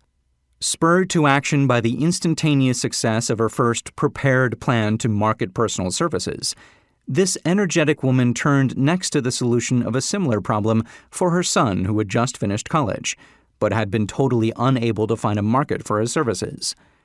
The plan she originated for his use was the finest specimen of merchandising of personal services I have ever seen. When the plan book had been completed, it contained nearly 50 pages of beautifully typed, properly organized information, telling the story of her son's native ability, schooling, personal experiences, and a great variety of other information too extensive for description. The plan book also contained a complete description of the position her son desired, together with a marvelous word picture of the exact plan he would use in filling the position. The preparation of the plan book required several weeks' labor, during which time its creator sent her son to the public library almost daily to procure data needed in selling his services to best advantage. She sent him also to all the competitors of his prospective employer and gathered from them vital information concerning their business methods, which was of great value in the formation of the plan he intended to use in filling the position he sought. When the plan had been finished, it contained more than a half a dozen very fine suggestions for the use and benefit of the prospective employer. The suggestions were put into use by the company. One may be inclined to ask, why go to all this trouble to secure a job? The answer is straight to the point. Also, it is dramatic, because it deals with a subject which assumes the proportion of a tragedy with millions of men and women whose sole source of income is personal services. The answer is, doing a thing well never is trouble. The plan prepared by this woman for the benefit of her son helped him get the job for which he applied at the first interview, at a salary fixed by himself. Moreover, and this too is important, the position did not require the young man to start at the bottom. He began as a junior executive, at an executive salary. Why go to all this trouble, do you ask? Well, for one thing, the planned presentation of this young man's application for a position clipped off no less than 10 years of time he would have required to get to where he began, had he started at the bottom and worked his way up. This idea of starting at the bottom and working one's way up may appear to be sound, but the major objection to it is this. Too many of those who begin at the bottom never manage to lift their heads high enough to be seen by opportunity, so they remain at the bottom. It should be remembered also that the outlook from the bottom is not so very bright or encouraging. It has a tendency to kill off ambition. We call it getting into a rut, which means that we accept our fate because we form the habit of daily routine, a habit that finally becomes so strong we cease to try to throw it off. And that is another reason why it pays to start 1 or 2 steps above the bottom. By so doing, one forms the habit of looking around, of observing how others get ahead, of seeing opportunity, and of embracing it without hesitation. Dan Halpin is a splendid example of what I mean. During his college days, he was manager of the famous 1930 national championship Notre Dame football team, when it was under the direction of the late Knute Rockne. Perhaps he was inspired by the great football coach to aim high and not mistake temporary defeat for failure, just as Andrew Carnegie, the great industrial leader, inspired his young business lieutenants to set high goals for themselves. At any rate, young Halpin finished college at a mighty unfavorable time, when the Depression had made jobs scarce. So after a fling at investment banking and motion pictures, he took the first opening with a potential future he could find, selling electrical hearing aids on a commission basis. Anyone could start in that sort of job, and Halpin knew it, but it was enough to open the door of opportunity to him. For almost 2 years, he continued in a job not to his liking, and he would never have risen above that job if he had not done something about his dissatisfaction. He aimed first at the job of assistant sales manager of his company, and got the job. That one step upward placed him high enough above the crowd to enable him to see still greater opportunity. Also, it placed him where opportunity could see him. He made such a fine record selling hearing aids that A.M. Andrews, chairman of the board of the Dictograph Products Company, a business competitor of the company for which Halpin worked, wanted to know something about that man Dan Halpin, who was taking big sales away from the long-established Dictograph Company. He sent for Halpin. When the interview was over, Halpin was the new sales manager in charge of the Acousticon division. Then, to test young Halpin's mettle, Mr. Andrews went away to Florida for 3 months, leaving him to sink or swim in his new job. He did not sink. Knute Rockne's spirit of all the world loves a winner and has no time for a loser inspired him to put so much into his job that he was recently elected vice president of the company and general manager of the Acousticon and Silent Radio division, a job which most men would be proud to earn through 10 years of loyal effort. Halpin turned the trick in little more than 6 months. It is difficult to say whether Mr. Andrews or Mr. Halpin is more deserving of eulogy, for the reason that both showed evidence of having an abundance of that very rare quality known as imagination. Mr. Andrews deserves credit for seeing in young Halpin a go-getter of the highest order. Halpin deserves credit for refusing to compromise with life by accepting and keeping a job he did not want. And that is one of the major points I am trying to emphasize through this entire philosophy, that we rise to high positions or remain at the bottom because of conditions we can control if we desire to control them. I am also trying to emphasize another point, namely that both success and failure are largely the results of habit. I have not the slightest doubt that Dan Halpin's close association with the greatest football coach America ever knew planted in his mind the same brand of desire to excel which made the Notre Dame football team world famous. Truly, there is something to the idea that hero worship is helpful, provided one worships a winner. Halpin tells me that Rockne was one of the world's greatest leaders of men in all history. My belief in the theory that business associations are vital factors, both in failure and in success, was recently demonstrated when my son Blair was negotiating with Dan Halpin for a position. Mr. Halpin offered him a beginning salary of about one-half what he could have gotten from a rival company. I brought parental pressure to bear and induced him to accept the place with Mr. Halpin because I believe that close association with one who refuses to compromise with circumstances he does not like is an asset that can never be measured in terms of money. The bottom is a monotonous, dreary, unprofitable place for any person. That is why I have taken the time to describe how lowly beginnings may be circumvented by proper planning. Also, that is why so much space has been devoted to a description of this new profession, created by a woman who was inspired to do a fine job of planning because she wanted her son to have a favorable break.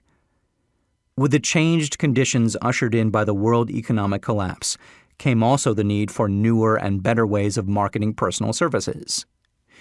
It is hard to determine why someone had not previously discovered this stupendous need, in view of the fact that more money changes hands in return for personal services than for any other purpose. The sum paid out monthly to people who work for wages and salaries is so huge that it runs into hundreds of millions, and the annual distribution amounts to billions. Perhaps some will find, in the idea here briefly described, the nucleus of the riches they desire. Ideas with much less merit have been the seedlings from which great fortunes have grown. Woolworth's 5 and 10 cent store idea, for example, had far less merit, but it piled up a fortune for its creator. Those seeing opportunity lurking in this suggestion will find valuable aid in the chapter on organized planning. Incidentally, an efficient merchandiser of personal services would find a growing demand for his services wherever there are men and women who seek better markets for their services. By applying the mastermind principle, a few people with suitable talent could form an alliance and have a paying business very quickly. One would need to be a fair writer, with a flair for advertising and selling, one handy at typing and hand lettering, and one should be a first-class business getter who would let the world know about the service. If one person possessed all these abilities, he might carry on the business alone, until it outgrew him. The woman who prepared the personal service sales plan for her son now receives requests from all parts of the country for her cooperation in preparing similar plans for others who desire to market their personal services for more money. She has a staff of expert typists, artists, and writers who have the ability to dramatize the case histories so effectively that one's personal services can be marketed for much more money than the prevailing wages for similar services. She is so confident of her ability that she accepts, as the major portion of her fee, a percentage of the increased pay she helps her clients to earn. It must not be supposed that her plan merely consists of clever salesmanship, by which she helps men and women to demand and receive more money for the same services they formerly sold for less pay. She looks after the interests of the purchaser as well as the seller of personal services, and so prepares her plans that the employer receives full value for the additional money he pays. The method by which she accomplishes this astonishing result is a professional secret, which she discloses to no one excepting her own clients. If you have the imagination and seek a more profitable outlet for your personal services, this suggestion may be the stimulus for which you have been searching. The idea is capable of yielding an income far greater than that of the average doctor, lawyer, or engineer, whose education required several years in college. The idea is saleable to those seeking new positions, in practically all positions calling for managerial or executive ability, and those desiring rearrangement of incomes in their present positions. There is no fixed price for sound ideas. Back of all ideas is specialized knowledge. Unfortunately, for those who do not find riches in abundance, specialized knowledge is more abundant and more easily acquired than ideas. Because of this very truth, there is a universal demand and an ever-increasing opportunity for the person capable of helping men and women to sell their personal services advantageously. Capability means imagination, the one quality needed to combine specialized knowledge with ideas, in the form of organized plans designed to yield riches. If you have imagination, this chapter may present you with an idea sufficient to serve as the beginning of the riches you desire. Remember, the idea is the main thing. Specialized knowledge may be found just around the corner. Any corner.